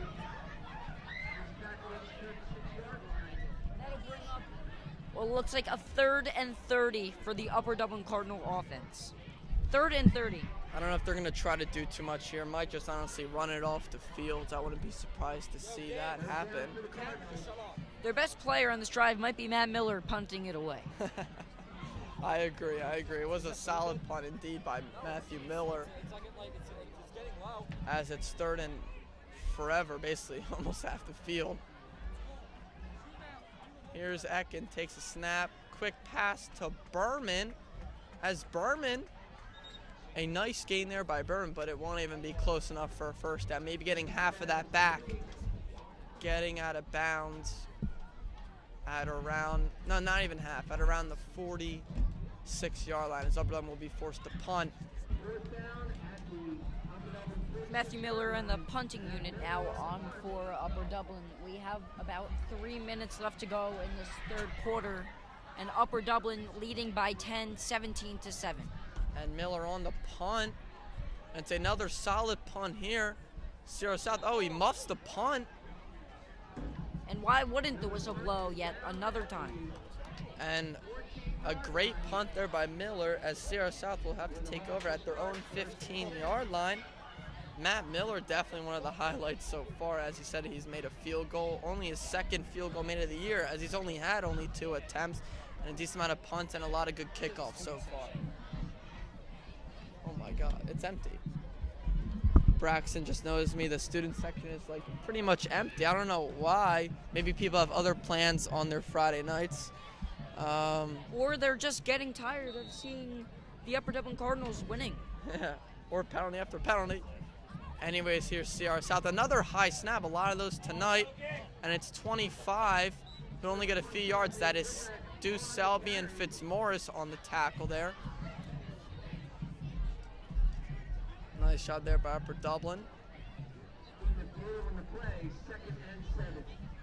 2nd and 7 for the Cards.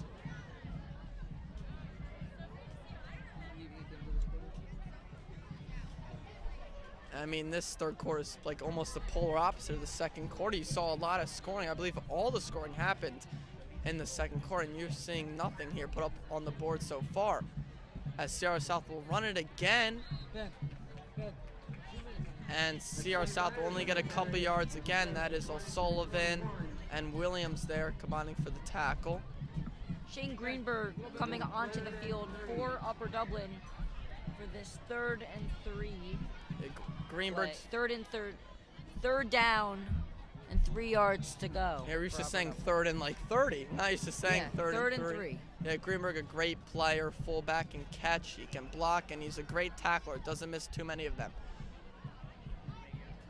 Takes a snap. Another handoff to 24, and he'll have a decent amount of room on the right side, and it will be enough for a first down. And there's a nice carry there by 24. That is Myers.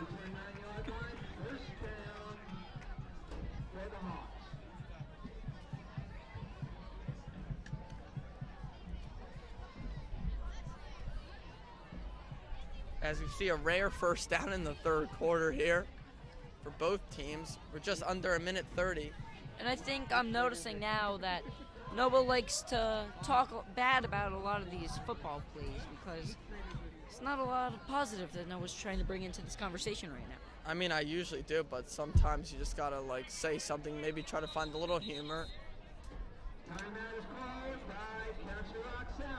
As there's a timeout called by Council Rock South, as we will be back after the timeout. 1:09 left. Are you interested in computer science? Do you want to learn more about artificial intelligence? Then the Computer Club is the club for you. Computer Club meets twice a month on Mondays. For the first 20 minutes, there's introduction, lessons, and snacks. For 30 minutes, club members work on computer-related activities and projects. For any questions, see Mr. Hayden in room 254. So what are you waiting for? Join the computer club today.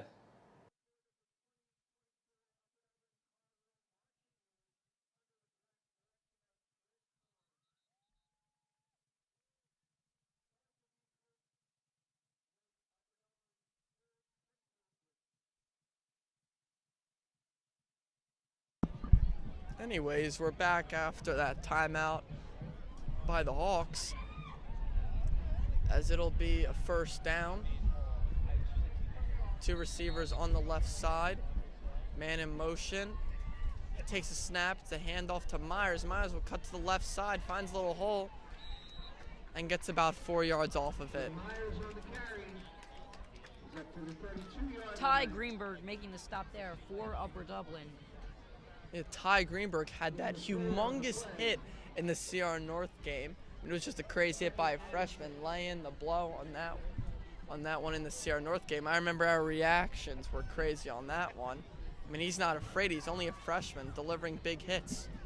And he's one for the future. Definitely. And Watlington as well, 2 freshmen out. Both are the safeties right now. As Seven will sling it, and that is too low of a pass and way out of his reach. And we will have a 3rd and 6.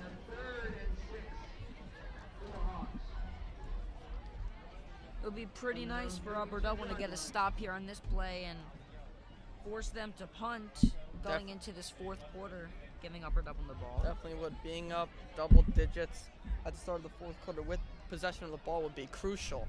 And if you score a touchdown on your first possession in the 4th quarter, getting up 17, you pretty much got the game out of reach, and you're going to win it.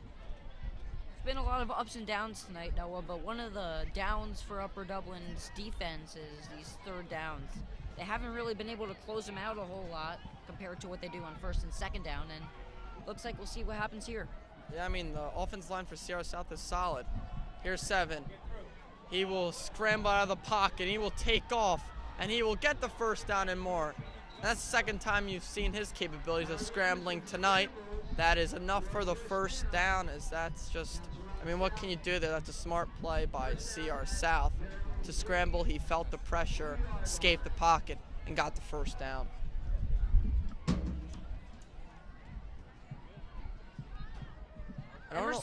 No, go ahead.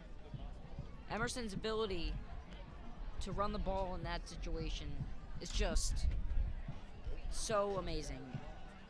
Yeah. He's so fast. His awareness of where the defense is great, and Upper Dublin gives up yet again another 1st down. Yeah. Here's Sierra South. He will sling it down the sideline. Wallington, oh no, he pushes off a little bit. That's offense pushing off, but it'll be an incomplete pass. Nice coverage there by number 88, Sonny Wallington. A lot of good plays from him tonight. Great coverage there. And as this 3rd quarter winds down, we have 12 seconds left. I just want to thank you guys so much. I'm going to be heading off soon, so you won't hear from me for the rest of the night. But you, I'm sure, will hear Noah and maybe some more of Braxton. I mean, great debut from you. Is this your first football game? I did some last year. This is my first this year. Gotcha, yeah. Yeah, it's been really fun. Yeah, I mean, Sierra South, they've tried the long ball a bit, haven't succeeded in that. Takes a snap, and he will dump it off. That's 25. Oh! And the pass was too high, almost intercepted by Greenberg. You just can't throw the ball in that situation. Dropping back, having no man, and there's just 2 Upper Dublin defenders there in the middle of the defense. It's a risky play, but last time they tried something out like that, it worked. Same play to 25, who scored a touchdown off of it in the 2nd quarter. And looks like this could be the last play of the 3rd quarter.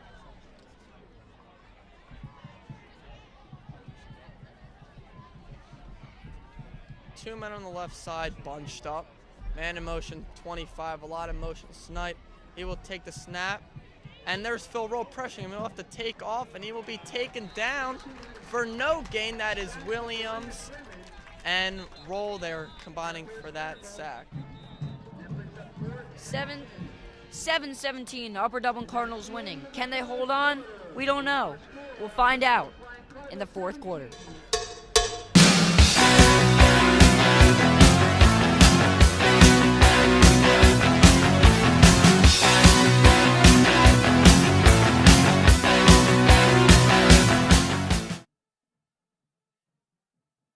Are you interested in computer science? Do you want to learn more about artificial intelligence? Then the computer club is the club for you. Computer Club meets twice a month on Mondays. For the first 20 minutes, there's introduction, lessons, and snacks. For 30 minutes, club members work on computer-related activities and projects. For any questions, see Mr. Hayden in room 254. So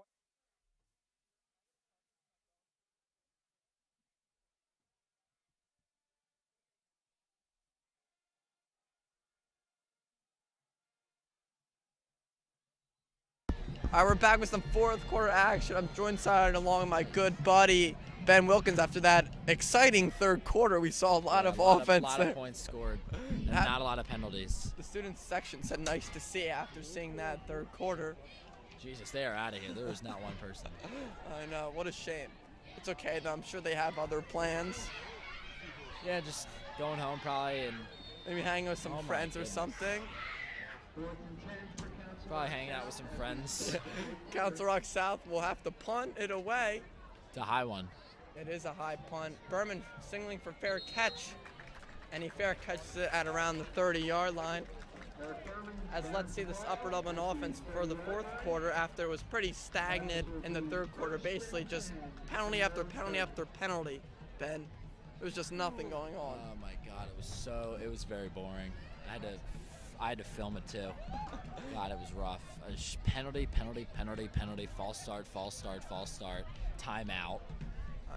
It's pretty basic stuff. Oh my gosh. That they can't no be wonder executing. The student section left. You know what? I would leave too. That was boring. It's their own team. I mean, besides All right, third quarter, they've played very well. Obviously, it's I mean, our the own first half team. was Gotta give them exciting, but credit. not the second half. Yeah. Jesus. Heck, and it'll be handed off to Shepard. Shepard will find the gap. He'll take advantage of it. Getting about, and that will be enough for a first down. That is Shepard running all over the Sierra South defense tonight. Yeah. Ben, how good has Shepard been tonight? He's been pretty good tonight, obviously. He's one of the main reasons and contributors of why Upper Dublin's winning by 10 points right now, but I would like to see him score one more touchdown tonight. Of course, I would like to see him score. Who wouldn't like to see him score, to be honest? He already has 2 tonight. Why not make it a hat trick? Yeah. Make it 3. Yeah, Braxton, can you go get me food? Why not? I'm so hungry. Huh? The mic's on, bro. They can probably hear you asking for food. I'm so hungry. Well, you had halftime to get some food. Yeah, well, I wasn't really hungry at halftime, you know? Did you eat dinner? Yeah. I ate spaghetti. Yeah. And a meatball with sauce. Uh-huh. Yep. Spaghetti and meatballs. Classic. Can never go wrong with spaghetti and meatballs. I'm more of a penne guy myself. Or a rigatoni. I don't really care. Anyways, getting a little off topic there, but there's a little bit of a break in between that. As we have Jacob Reef out there on your right side, and Wes Gill, our good buddy Wes. I can take snap. Another handoff to Shepard, and Shepard fighting through the tackle, but he will be taken down after a gain of about 5 or 6. As we have a nice sighting of number 48 on the sideline, Eli Lowenthal-Kales.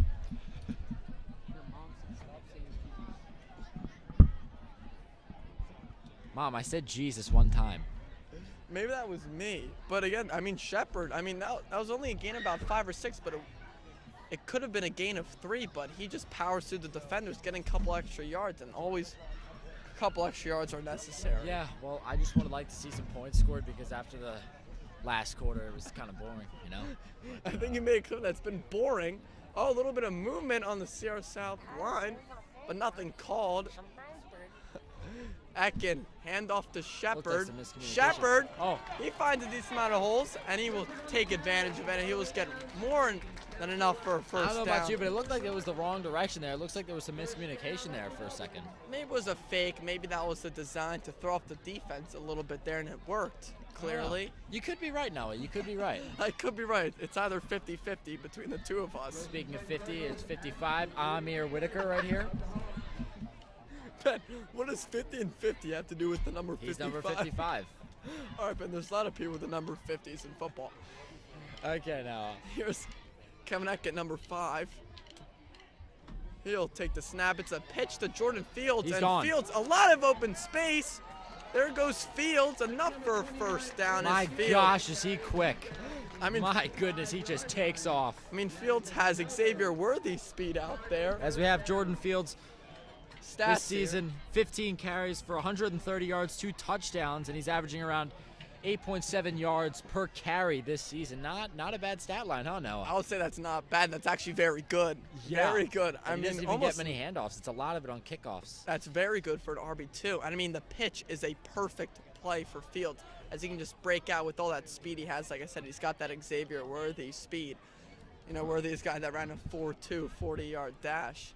And Fields there, also you see the stats on the screen. Very good, especially for an RB2. Yep.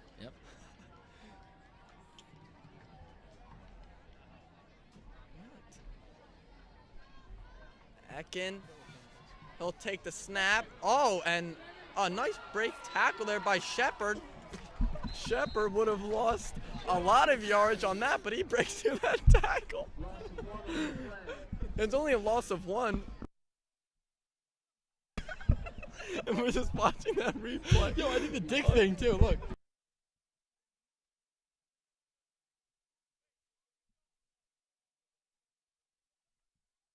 Anyways, nice job by Shepard. That would have been a loss of 6-7, but instead it's only a loss of 1. That's one of Shepard's abilities to break through the tackles. Nice job there. Anyways, a receiver on each side. Oh, there's still a little movement there. Didn't cross the line though. Ekin will take the snap, another handoff to Shepard, and Shepard has a lot of space, and it will be enough for an Upper Dublin first down. Man, Shepard in this 4th quarter has just been dominant. Yeah, he's been really effective, even this whole game. Big game for Ronald Shepard.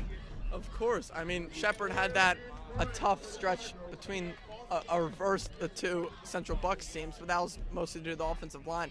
But since then, he's been great. Terrific, actually, I will say. And here comes up the ladder. There is Matthew Hyland, the athletic director of Upper Dublin. He is hustling. Yeah, great athletic director. Obviously, Upper Dublin excels at pretty much every sport. That's right. Shout out Matt Hyland. Especially baseball, led by As me. We're being shown led again. by me and Braxton Gann. And the baseball team's led by me and Braxton. Right, Ben? The baseball team is led by, yeah. Team captains this year, Braxton Gans. And that is handoff to Fields, and he will be taken down. That is number 25. Nice tackle. Tell you what, if somehow that they didn't make that tackle, he was gone. He was absolutely gone into the end zone. Yeah, definitely. I would have liked to see a pitch there, honestly. I would like to shout out. You know, I did have a little bit of doubts, or a little bit of nervousness, I should say, for the middle school band being here. But you know what? I give my props to them. They have been pretty good today. Wouldn't you say, Noah? Yeah, they have been. I mean, I remember the elementary school band, and it was kind of brutal to listen to. But, I mean, the band director does a good job now. Say you're sorry. I said elementary school. He said that but he's the sorry. middle school band is Shout good out now. Thomas Fitz. Oh, my God. Mr. Herder was here, bro. The GOAT of the YMCA I know aftercare. Brandon was here. Yeah. Brandon Herder. That's what I meant. Brandon Herder, yeah. Yeah. Here's Ekin. Another handoff to Shepard. Why not give it to him again? And Shepard, there he goes. Shepard, another first He's down. a man on a mission. There goes that man, as they like to say it. Shepard. Another first down. First down after first down after first down after first down for Ronald Shepard. Let's see if Shepard can get double-digit touchdowns on the year, only in the 5th game of the year. I mean, what a feat that would be, Ben. 10 touchdowns in only 5 games? That would be one hell of an achievement right there. Damn right. One to be proud of for sure. Of course. Here's Ekin. He takes a snap. It's a pitch to Fields. He's the pitch man. There's Fields, cuts to the left side, and he will get a touchdown. Jordan Fields, his 3rd of the year. And Upper Dublin extends their lead now. It will be a 3-possession game. Nice cut to the left side by Fields, and he will get into the end zone. Now here's Matthew should Miller. pretty much do it here. 6 minutes left. I don't see any comeback here by South. Neither do I. Here's Matthew Miller on the kick, the extra point. Miller's kick is good. There you go, Matt. And that extends it to officially a 3-possession lead. It is a 17-point game. All right, a man is down. That is Deuce Selby. We'll be right back. The Greenfield Youth Film Festival takes place on April 24th, 2024 at Upper Dublin High School. If you aspire to become a filmmaker or have a movie idea in mind, you still have time to produce a film. The due date to submit a movie to the film festival is March 7th, 2024 at 6 p.m. Films must be 6 minutes or less in length, including credits. Nun steh ich endgültig unter Wasser, doch irgendwie war vorhin noch viel nasser. Hello, my name is Brian. And my name is Joseph. So why should he join the German club? What a great question. You should join because it's a fun club to learn about German culture through activities and games. Also, anyone can join, regardless of whether you take German or not. Be sure to bring your friends to our meetings in room 271. So, what are you waiting for? Join the German club today. Auf Wiedersehen.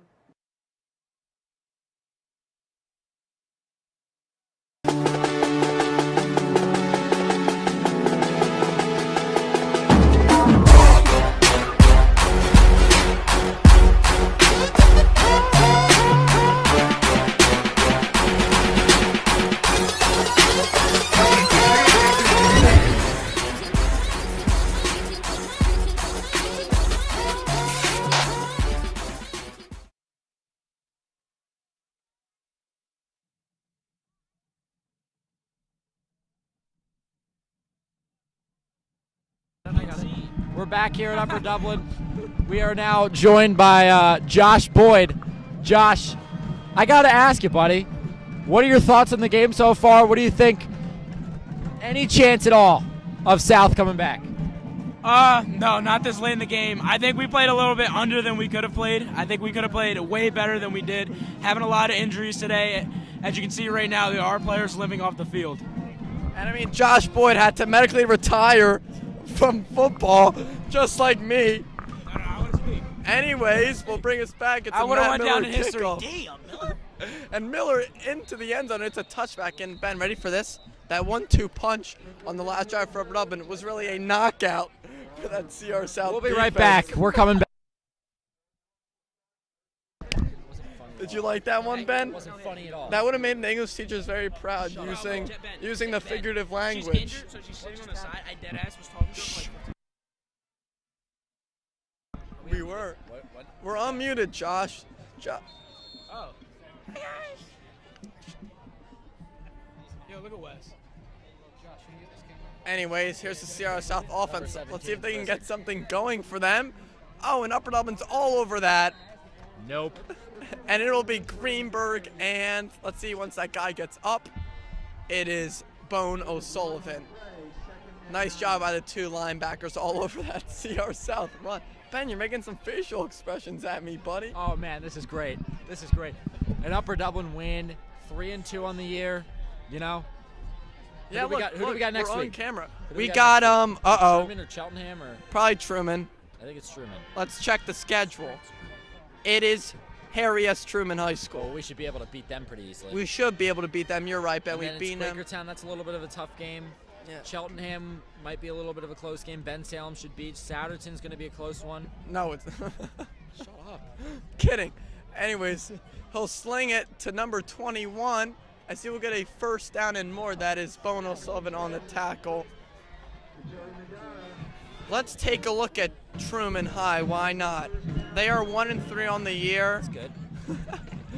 They've scored 48 points and they've let up 64. Oh, they're losing to CR North, who we absolutely demolished. They're losing to CR North? Yeah, 16-7. So looks like we're gonna take care of Truman pretty easily. Truman beat Kensington 42-0. They lost to Abington 7-6. They got shut out by Penridge and game that might have been. I wish I was at that Abington. And he'll sling it to the right side. There's number 1. He is wide open. Tyndall misses a tackle, and he's eventually taken down by number 72, Potter Rudel, member of the broadcasting club and the starting long snapper of this team. Yep. All right, Noah. Let's see if North can get their first dub of the year, actually, against Truman. Good for them if they get that. Congrats. I bet that mom's pretty excited from last week. Truman last year was 1-9 on the year. Their only win coming against Abington. Shut up, Mrs. Lilliendahl. What? Shouting out people. I have the right to do that. You do. Yeah, freedom of speech, you're correct. Well, there's some restrictions to that, obviously, as we talked about in history class. Truman is away. It's pretty far away, but obviously we're going to be there. It's all the way down in Levittown, I believe. Oh, yeah, that's going to be a fun car drive. Here's number 7. Pressure's on him, and he will be taken down. Nowhere to go. All over that defensive line of Upper Dublin. Greenberg, Sanders, Potter, Rudel, and Frierson, and Kevin Williams combining for the sack.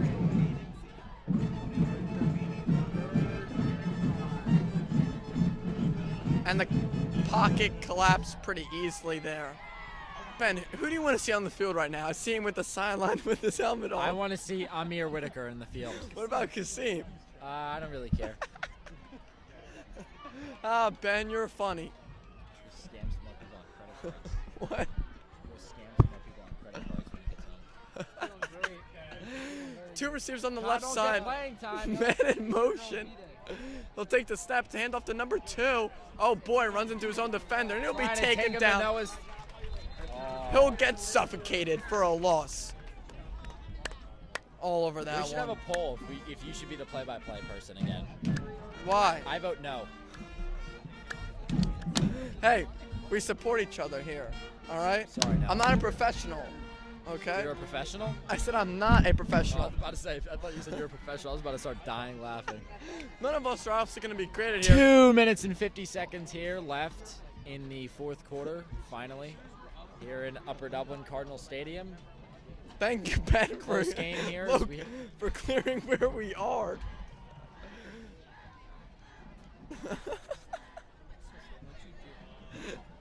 Zero south.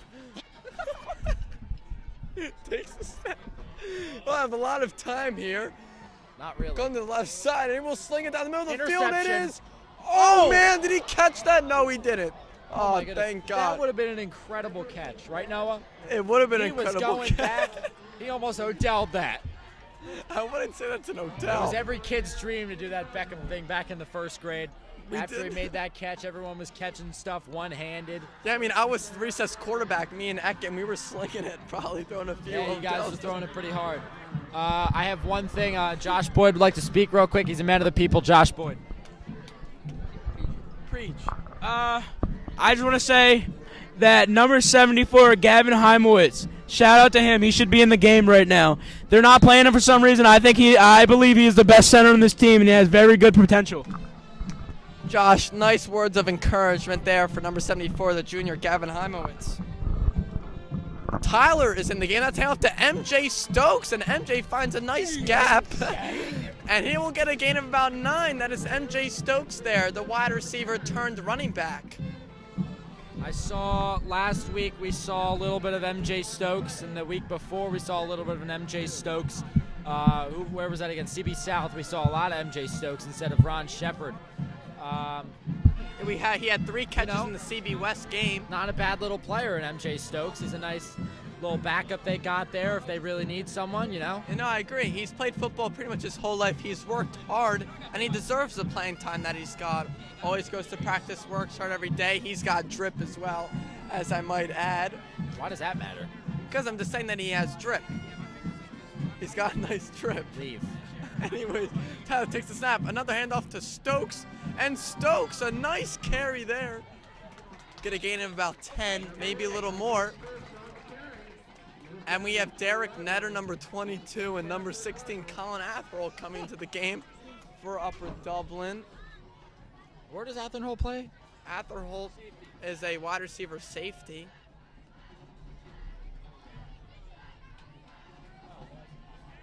Obviously, this is a time where the backups go in, getting their Still no shot. Kasim Miller-Davis. Yeah, Kasim's sitting down on the bench. I don't know why he's sitting down. Maybe should be up near Coach Stover trying to get in. I guess he's given up on that. He'll quit in a few days. And Upper Dublin, they're gonna kneel it here. And I mean, Ben, what a great and Ben, what a great showing by the Cardinals tonight, highlighted by 2 Ron Shepard touchdowns and 1 Jordan Fields touchdown. Yo, Chaim, what's your message to the fans? Have fun. What'd you say? He's a man of the people. He said, have fun. Rabbi, the Cardinals win. What do you have to say? Have fun. Have fun. That's right. They are probably having a lot of fun out there being up by 17 and securing the victory. as Upper Dublin will move on to over 500 at 3-2, a record percentage of 60%, as Upper Dublin will go on to play at Truman High School, a game where I'm sure Upper Dublin will succeed in that game. Thank you to Braxton Gans, Ben Wilkins, Josh Boyd, Cole Ward, Rabbi Hyam, And Josh Boyd and Noah Gibbs, John Squarey and Jason Tranis, and thank you for everybody who made these broadcasts possible. Thank you. And Rabbi Heim. Thank you.